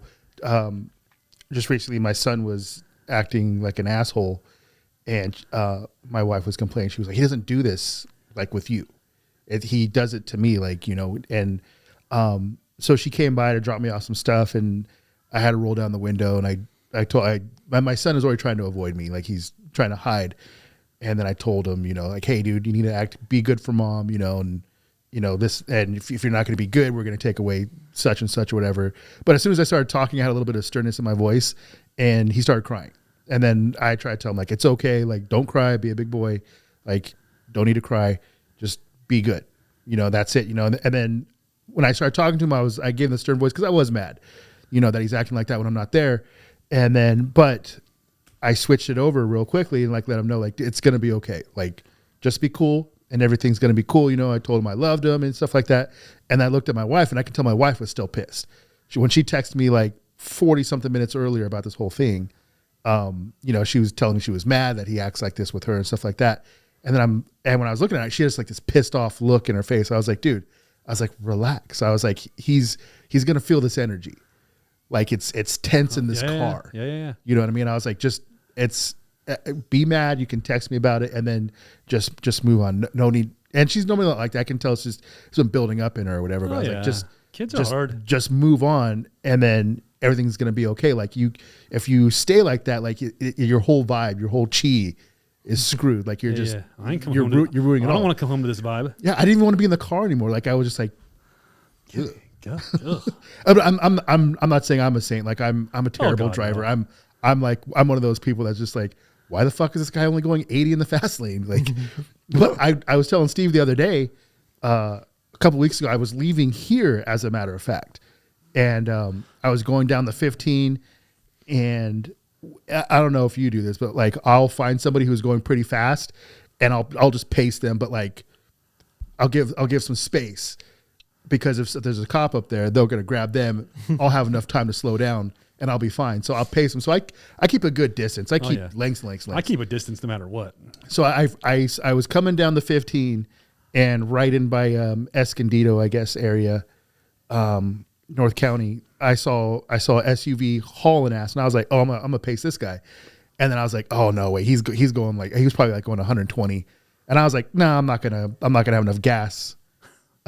This thing's gonna eat too much gas if I keep that pace going. So I was like, I'm just gonna chill. So I was trying to catch up to him, and he was just going. He was bobbing and weaving in and out of traffic and stuff, and I was just like, yeah, no, forget that. I'm gonna keep my own pace, whatever. So I never caught up to him. I never got close. Never even close enough to sniff exhaust. And exhaust or underwear. So then I'm just cruising. I'm cruising in the carpool lane before there's a barricade, and then I see a Honda Civic just smashing down, and he surprised me. I was like, oh shit! I remember seeing him way up, and by Fallbrook at one point, and then I seen him just smashing down out of nowhere, and I was like, all right. But then I noticed he was starting to bob and weave in and out of traffic, and so was that SUV up there, and I was like, oh shit, no. These guys are going to bump into each other the way that they're bobbing and weaving. Kept my space. Like I'm saying, I a couple hundred yards away, and then all of a sudden, sure enough, they almost bump into each other into the same lane. So then they start kind of doing their own thing, and I'm just cruising. I can see it because it's off in the regular lanes or whatever. I'm still in the carpool lane, and then they come to like almost a complete stop, like in the middle of the freeway, and then they start going again. And that's how far I am. I haven't even passed them yet. Like I'm still just cruising. They were able to almost stop the go. And then as I'm going, I look over because I'm starting to pass them, and I look over and there's this old man, and he's all fuck you, and I was just like, what the? To you? Yeah, to me. I did nothing. I was just like, all right. So I just kept going, and all of a sudden I realized he just swung all the way over across all those lanes and tried to hit me. I swung out of the way, and then I took off. I was just like, nah, this guy's crazy. Like, I'm not going to win this one. So I just tried to dip out, and he started chasing me down the freeway, and I was like, all right. I was able to get a little slick move and then get behind him, and then I was like, well, you can't run me over from behind. Again, stayed back, and then sure enough, boom, hits the brakes. But he's like a lane or two over, hits the brakes, and then I go right by him, and then he swings back around me again. I was like, oh shit. I ended up getting around some weird barrier on the shoulder where I knew he wouldn't be able to hit me, but he just dipped off of the lane. But I was like, what the fuck is wrong with this guy? Like, did nothing. Yeah. Just mind your own business. Yeah. It was one of the few times where I wasn't doing nothing. I wasn't, riding like an asshole. I was just minding my own business, just cruising. And dude just had it out. I'm like, all right. Yeah. And the only thing I do. Something started that though. Yeah. The only thing I do still, and I will do forever, is honk at people. Oh, I love that. But not like I used to really. Now I just give them, like, it's like people that are on their phone at a stoplight. I'm not doing I used to go, just lay onto it. Now I just do, it's just, I think it's a courtesy honk. You know what I mean? Hey. Eyes up. Yeah, eyes up. Yeah, no big deal. Like, and people still get mad somehow. Oh, man. They still flip you off. I have a story about that. I got a friend that lives in New York. And that's a wild place, man. Oh, it's New York City? Crazy, yeah. Yeah, wild place, dude. Well, he lives in Jersey, but we spent a lot of time in New York, and I was there for the Indian Larry block party. Oh, that's right. Yeah. Hanging out with Bobby and the crew over there. But we were driving around, and I got him kind of onto the 5-second rule kind of thing. Yeah. But I mean, they honk in New York. I don't even understand how they drive in New York. I don't either. But it's like it gets pretty rambunctious. Anyways, there's times where his road rage would just be like, bro, I'm not trying to get in a fight today. Like, I wouldn't say I'm a pacifist. Like, you should see my safe at home. Yeah. Like, I'm definitely not a pacifist. Yeah. But I think violence should be like the absolute last course of action. Yeah. Especially not the first. No. At the very least, not the first. Yeah. Maybe let's go like the third or something. You should try and de-escalate, separate, and then hug. If kiss. I wouldn't go that far, but tongue and But knees yeah, down when anyways, you're mad. I got him to think now, and he laughs every time it happens now, or I hope he's still practicing it. Was every time somebody would honk, I would just start saying hello, and I would say it softly while we were in the car. And so he was like, "What the fuck do you say?" And I was like, "Hello." And so like every time somebody would honk, I'd be like, "Hello." And so now he's got it where every time he hears someone honks, he hears my voice saying hello. So it's like it instantly takes the emotion out of it, takes the frustration out of it. You're all trying to drive to separate places, doing different things. In a city that's not meant to have that many people on the road. Nobody gives a fuck about your life. No. They're just trying to get whatever's important to them that day to get done, whether that's their job or they're trying to go here or go there, or do whatever. They don't give a fuck about your existence. They're just trying to get their shit done. Yeah. So why lose your fucking mind on someone else for just doing the same shit you're doing? Exactly. I don't get bothered by honks. It's really weird. In Arizona, you honk, people are getting out of their cars. That's the fight. That's the fight siren right there. I love to be in my motorhome and honk because it's got train horns. Like it's got the air horns, like a big rig, you know?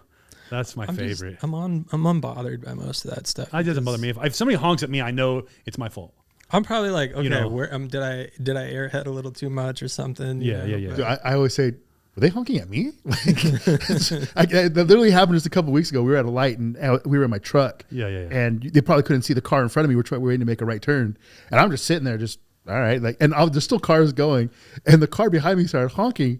And then Lacey looked at me. He's like, you hear him honking? I was like, is he honking at me? I was like, what am I doing? I was like, all right. But then I know like he probably can't see the car in front of me. Yeah. And I was like, I can't get mad at him for not being able to see around my truck. Like, Yeah, I've had that happen to me multiple times. Like- and then I tried to explain to the person, there was somebody in front. Like, I don't want you to be mad at me. what do you? I don't know why I do that. What do you want? But there have been times like, I mean, 100%. I'm down to accept responsibility if I'm fucking me around. too. You know what I mean? Like if I'm looking for something in the truck where the light's green and I get a honk, I'm like, oh shit. I give the courtesy like, Oh, I do the wave. My bad. Yeah, sorry. yeah, my bad. Like, Yeah. you know what I mean? Like, I do the wave when people let me over. Yeah. Thanks. bro, I do the window down. No, you don't. You don't do that. I do the window down when I You're get so in, bro. full of shit. Yeah, bro. What a gentleman and Yeah. scholar. Yeah, especially when I know I'm out of line. Oh, yeah. Like if I'm not using the zipper method and somebody's just I like when you're trying to do when you're Respect the zipper. Yeah. respect the That's zipper. the dude. Respect the craziest merge. one. Respect the Yeah, merge. why do people try to go out of the zipper method? Everybody's in a hurry to get to the grave, I guess. I like when I pull up next to people. Like, say you really fuck up and you got to get over, and then you have to roll the window down and like actually get their attention because they know you're there, but they're just like they don't want to Now look they're at you. committed. Yeah, because they've already said nope, you ain't getting in, motherfucker. And then you got to go, hey, is it okay? I fucked up. Can I please go in front of you? And then they're always like, okay. Nobody ever says fuck you. See? You In that moment, I just let them drive forward and then I merge in. Oh yeah. Well, like sometimes it's too late. You know what I mean? But usually, if I don't mind asking, like, hey, it's my fault. I fucked up. That's a good thing, It comes down to like we were talking about integrity. Please. Yeah. Well, that comes back to like the integrity thing with the manufacturing. And that comes down to, the two, I preach it all the time, is like the two things that changed my life the most is gratitude and accountability. Yep. Yeah. When you take accountability for everything in your life, Jocko, he's a little extreme and like everything's your fault. Yeah. But to some degree, yeah. The choices I made, 21 months ago are the direct result in how I'm living my life now. Yeah. So like I'm directly responsible for where I'm at in my life. So if I want to change that, I need to start making decisions today that will then change my trajectory. Yeah. So when it comes to the 5-second rule and decisions like that, yeah. And the answer is yes. Okay. What do I need to do now? And those take a little bit more thought. But when it comes to the 5-second rule and some jackass cutting you off in traffic, then just let it go. Oh, yeah. Otherwise, that energy gets transferred. And then you have that grandpa on the freeway in the Civic trying to kill you. Probably didn't That's like your ridiculous, haircut. man. You couldn't see my haircut, you jackass. Everybody can see your haircut. Nobody likes it. I think you look good. Thank you. With your man bun. Yeah. Fucking man bun. I had a man bun when you met me.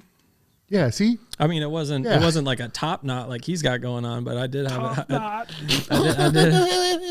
I did have some pretty long hair. So Whatever, bro. You look like you eat hot dogs without chewing. So stupid. 5-second energy. 5-second energy. As long as we're laughing, that's all that matters to me. I'm always down for a good laugh. Oh yeah. Oh man. So what do you got left on the FXR? Plumbing and wiring. Did you have who makes oil lines? So there's a couple different people. NAMS is one that makes specifically oil lines. Really? Yes. NAMS. NAMS. For some reason, I thought everything they did came from like China. Not everything, but a lot of it. Wow. So. Interesting. Well, I don't know if it's from China or not. I stopped. Well, I just say China. China to me means anywhere else. Yeah. No, and a lot of people say that, and like you can be a little bit more pointed in where things are actually. Yeah, from. Taiwan or something. Yeah, Taiwan, Japan, Germany, Mexico, yeah. this, that, and the other. Yeah. Gotcha. No, so they make oil lines. Gotcha. Originally, I would have liked to have gone with some other brand, but they had rubber hoses that I needed, so I went with them. Taylor cable components or Taylor cable. Terry cable. No. Taylor. Taylor electronic component. I'd have to look at my spreadsheet of all the parts and everything. Gotcha. But they did the spark plug wires. Oh. So they're made in America still.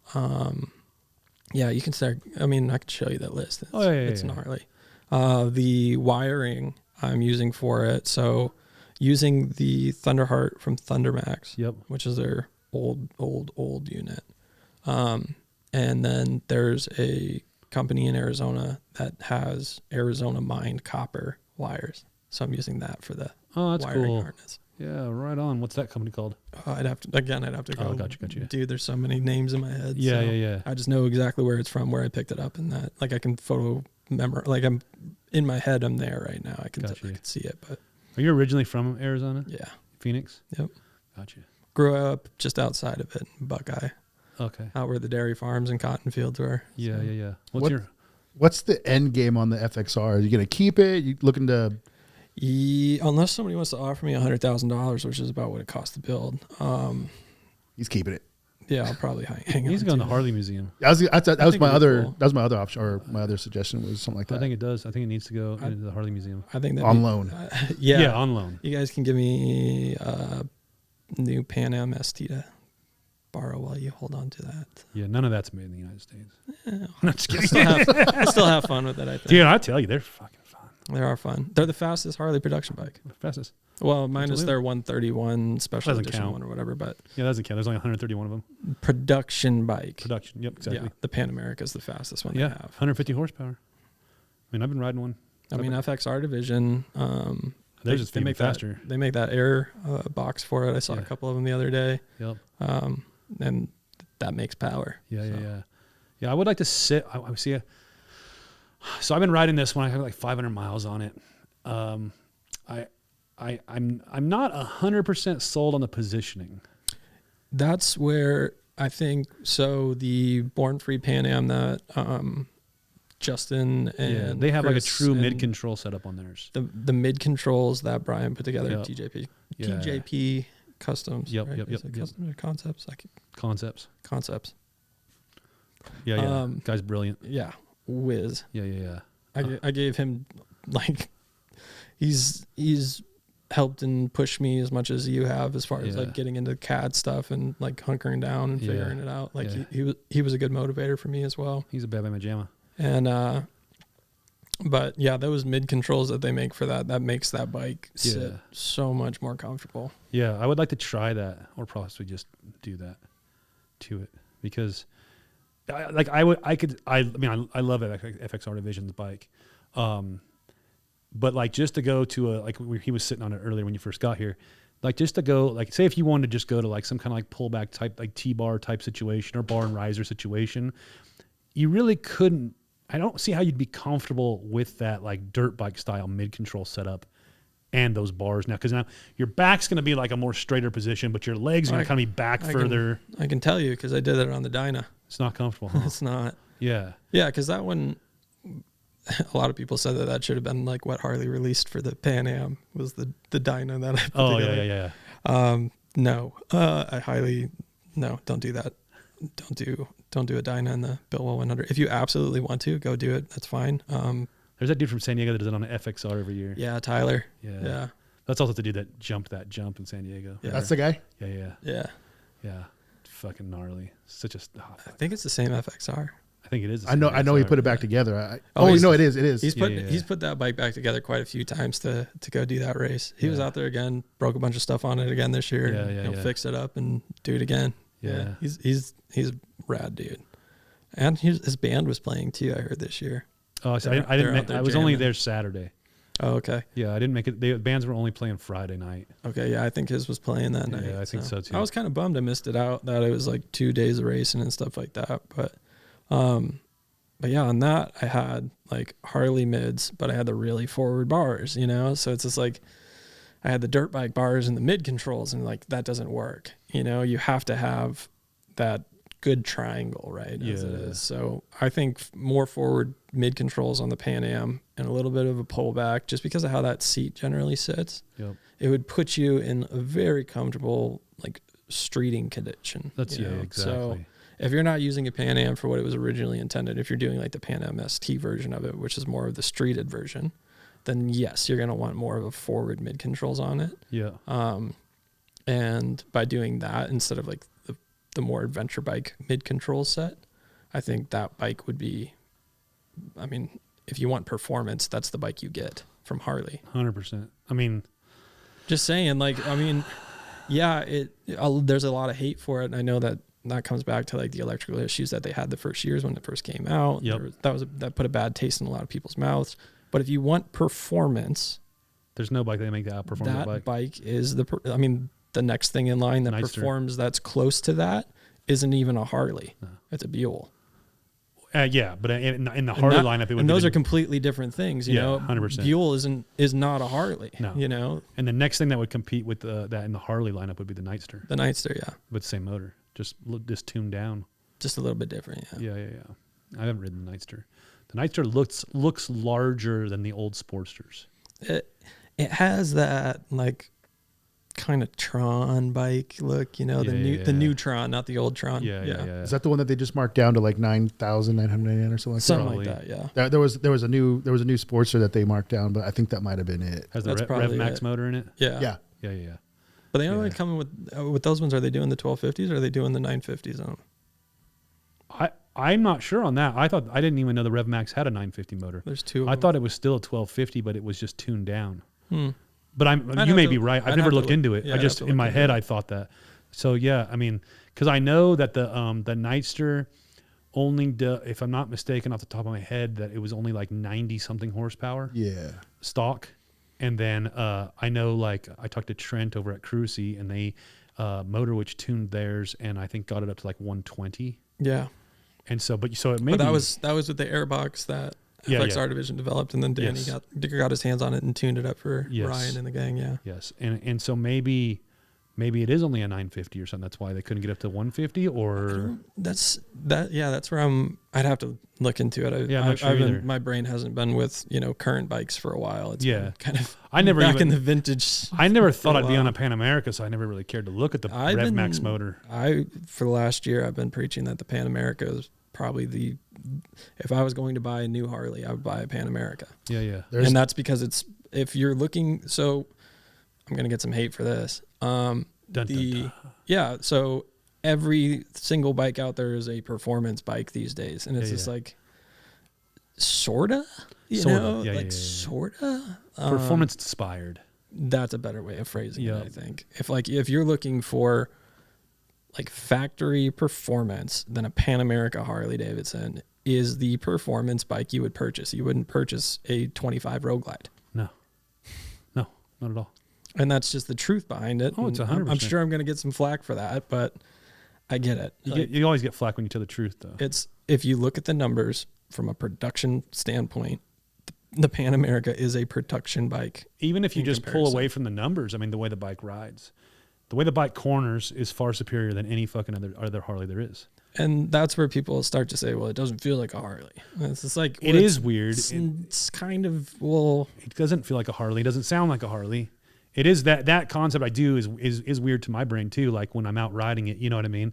I I'm having a lot of fun on it. I'm not having fun. But you can have fun on anything with two wheels, right? Yeah. But it is, you do almost miss that sound. The rumble, right? The heartbeat, rumble, and that's one thing that, I think it's associated to our brains with our riding and like freedom and shit, like it's something about the sound also that brings, just brings that, like, I guess a core memory or whatever, right? It's definitely, I think the rumble, the heartbeat of a Harley is what it's this nostalgia. Yeah. It's this, that's what everybody grew up listening to. Yeah. It's why you buy into the brand, you know?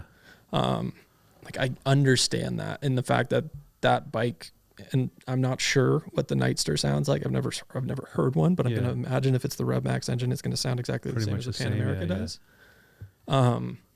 With the right exhaust, you can get something that sort of sounds like that, but that engine doesn't work the same way as not at all. Evo. Or I mean, you're cruising at 4,000, 4,500 RPMs. Yeah. I mean, and you're revving out at 9,000. Like that was the weird thing. I mean, you ride, like getting into those Moto Morini bikes, it's the same way. You ride like that. You ride at 4,000 RPMs. We're on a Harley, you're cruising at 2,500 RPMs, maxing out at 4,500. You know what I mean? So it is a totally different. I mean, it's more like I would imagine. Cause I've never ridden street bikes. I more imagine that it's something more like along that. See, I've had an R6, I've had a Gixxer, I've had Ninjas. Currently, for a family friend, I'm selling I saw that the thing. Kawasaki That Concord Sea-Doo. 14, dude. That's a 1400cc thing. Like It's fast. That thing is quick, man. Yeah. But it looks like a boat. It feels like it sometimes too. You riding it around? Not so much, but I did ride it to get it back from their house to where I'm living at right now. But that was like, I don't know. It's just, I just have fun on two wheels. So do I. I mean, I'll ride almost anything, but I'll only buy certain bikes. That's my thing. Like, I'm not going to go out and buy an Indian ever. I wouldn't say ever, Those FTRs of fancy. Too small for me. Okay, too small for you. Perfect for me. Yeah, well, I said I'm not going to buy it. You can buy one. Yeah. I'm just not. I would like to ride. I've never ridden an Indian for one. I wouldn't mind riding one or anything like that. But like the the Challengers, the bagger ones, I don't like that section. On the Harley Road Glide, that section where everybody like basically puts like a V now like shaped side panel. Yeah. You know what I mean? Even before that though, the Harley panel kind of goes back behind the bag a little bit. That section on the Challenger kills it for me. It just like, it has like, it's something is like not correct in my brain to it. Right. It has nothing to do with like Harley versus Indian or, you know what I mean? It's just, it has something to do with my like aesthetics. The aesthetics. Yeah. And that my brain, as soon as those bikes came out, always went to that spot. And I'm like, I don't like that spot. I don't know why. It's like, it's just too much or too little. I don't know what it is. I just know in my head, it's not, something needs to be done here. I think honestly for the Pan Ams and the new Nightsters, one thing that would definitely change it, and I think cause a lot more sales, would be a fairing. Change the way that the fins look. Like give it even if it's a faux, like a fake fin look to it. Yeah. I think doing away with that kind of plasticky, weird kind of shape to it. Yeah. And give it more of a Harley look. Yep. That we're used to. I think they would boost in sales, honestly. I can and see people that. would look past the 4,000 RPM kind of where you're staying at, and the sound may be a little bit different, but as long as it had the right look, then you would probably stick to it. Yeah, I think it would help boost sales. So Harley, if you do that, let me know. I want some. Yeah, royalties or a free bike or anything. Something. Yeah, I could see that. It does. The engine visually does look odd, and it looks. It's that thing. It doesn't look like a Harley. Yeah. It doesn't look like a Sportster, like engine. It doesn't look like a big twin. It just kind of. The RevMax is it's in its own category for a reason, right? Yeah. So. It's interesting. I mean, I never would have thought I'd be on one when they first came out. I just didn't really care about them. They weren't not on my radar. I thought it was neat, but they've never really done great when it comes to electronics is the problem, I haven't had any. This is a 2022 that I'm playing with. It hasn't had any issues that I got it with 17 miles on it. I've only put 500 on it. But I think they worked the bugs out. Like I said, that first year they had some. What was the first? Was it 21? I thought 22 was the first year. I think it was 21. I'm pretty sure it was gotcha. 21. So, but all beyond that, it's fun. They're fun bikes to They're ride. super fun, man. What about the Buell? What do you think about the new Buell they're coming out with? I think it looks like it's gonna be too small for me. I saw a rider review over at Florida Bike Week, and they were just like, I think the guy was like 5'8" or something like that. And he was like, I'm tiptoeing on this thing. That's just height, though. Mine doesn't necessarily go with height; it goes with length of the wheelbase. Like if I get like Sportsters, their length of the wheelbase is smaller than a Dyna, so I look like a bear riding a tricycle. I feel like you look like that on anything, though, bro. No, I look good on the Pan America. All right. Yeah, you should have seen me. I need some more. I need some more time with the Buell Super Cruiser, I think. But I'm kind of stoked on them. I like that it's a new platform to explore. Right? It's not a Harley. It's a motorcycle. It fits the cruiser. It's different, right? You want to know my honest opinion? Like that's why we're here, right? I don't like necessarily when Harley does everything to the bikes. I want to see. For me, Harleys is the fun of modifying the bikes. That saying that the Harley's the down payment to your parts. You know what I mean? That bike is a done bike. You know what I mean? Like, what would you really? I mean, sure, people are going to do something. They're going to change wheels. They're going to change brake rotors. You know what I mean? Like, they're going to find things.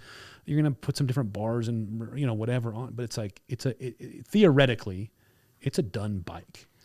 For me, like if I want to go purchase a bike from Harley, if I'm going to go with a Softail standard, the complete most basic bike. You know what I mean? Yeah. If I could buy bikes with less components on them, like not even rollers, because we put wheels, we put all these things that we do to the bikes when I get a bike, I'd rather just have like a frame, bottom end sometimes, transmission case, inner and outer primaries, you know what I mean? Like if you could put like a builder package together, I think that'd be also a smart move. Maybe you had to order it, but instead of me buying a Road Glide for, $27,000 and trashing half of it, you know what I mean? I could buy a Road Glide for fucking 10 and it's all the pieces that I want. You know what I mean? I think that'd be a cool killer program. That'd be an interesting one. Yeah. I think that people would probably get into that. I think so. I mean, at this point, again, it's all just money and bolt on shit, right? But it's like, most of these guys, they're doing the subframes, they're doing the fucking swing arms, they're doing all the new brakes, they're doing all the new rotors, they're doing all wheels. You know what I mean? So it's all this Harley parts that just get pulled off and that you just wasted fucking $25,000 on. I've seen a lot of bikes pop up for sale. Yep. And it has me double taking. Like it'll just be like a standard lowrider Softail, and I'll see all the ST bags, fairing, and everything like that on there, and they're like, oh, it's just a 2017 lowrider, 2018 lowrider, whatever it is, and then with all the stuff on there, I'm like, bro, that guy did it smart. He got a bike. He doesn't have the payment that I have, or somebody else who bought the S or the ST or whatever, and I was like, that's a smart way to go, because I know when I traded my Dyna in when the S came out, and I was like, I always said like, oh, if I had a chance, I would probably trade for that because it had the inverted front end, it had the 114 in it, and I was like, oh yeah, that's cool. And then I don't have any of that stuff left in the bike. Like, I'm just like, oh, dude. Well, a lot of it's too smoke and mirrors, right? Like when they came up with the lowrider in 2018, that's what I had right away. And I knew I changed a lot of things, right? Then they came out with the S version or the ST version that had that inverted front end on it. And that sold a lot of people. But the reality is that inverted front end was smoke and mirrors. It was just no different than the front end that was on it. The only thing you're going to get out of it was a little less flex in the cornering because you don't have the standard traditional tubes. But the internals were no different. You know what I mean? If when you bought that bike, if a guy didn't come out there and tune that suspension to your body weight, you just got had. You know what I mean? Because it didn't matter then if I bought it or you went and bought it. You know what I mean? Like they just said, go ahead, go ride it. Because it's just again, smoke and mirror front end. And everybody got like sold on it though. They're like, oh, it has the inverted front end. Like, that doesn't mean anything.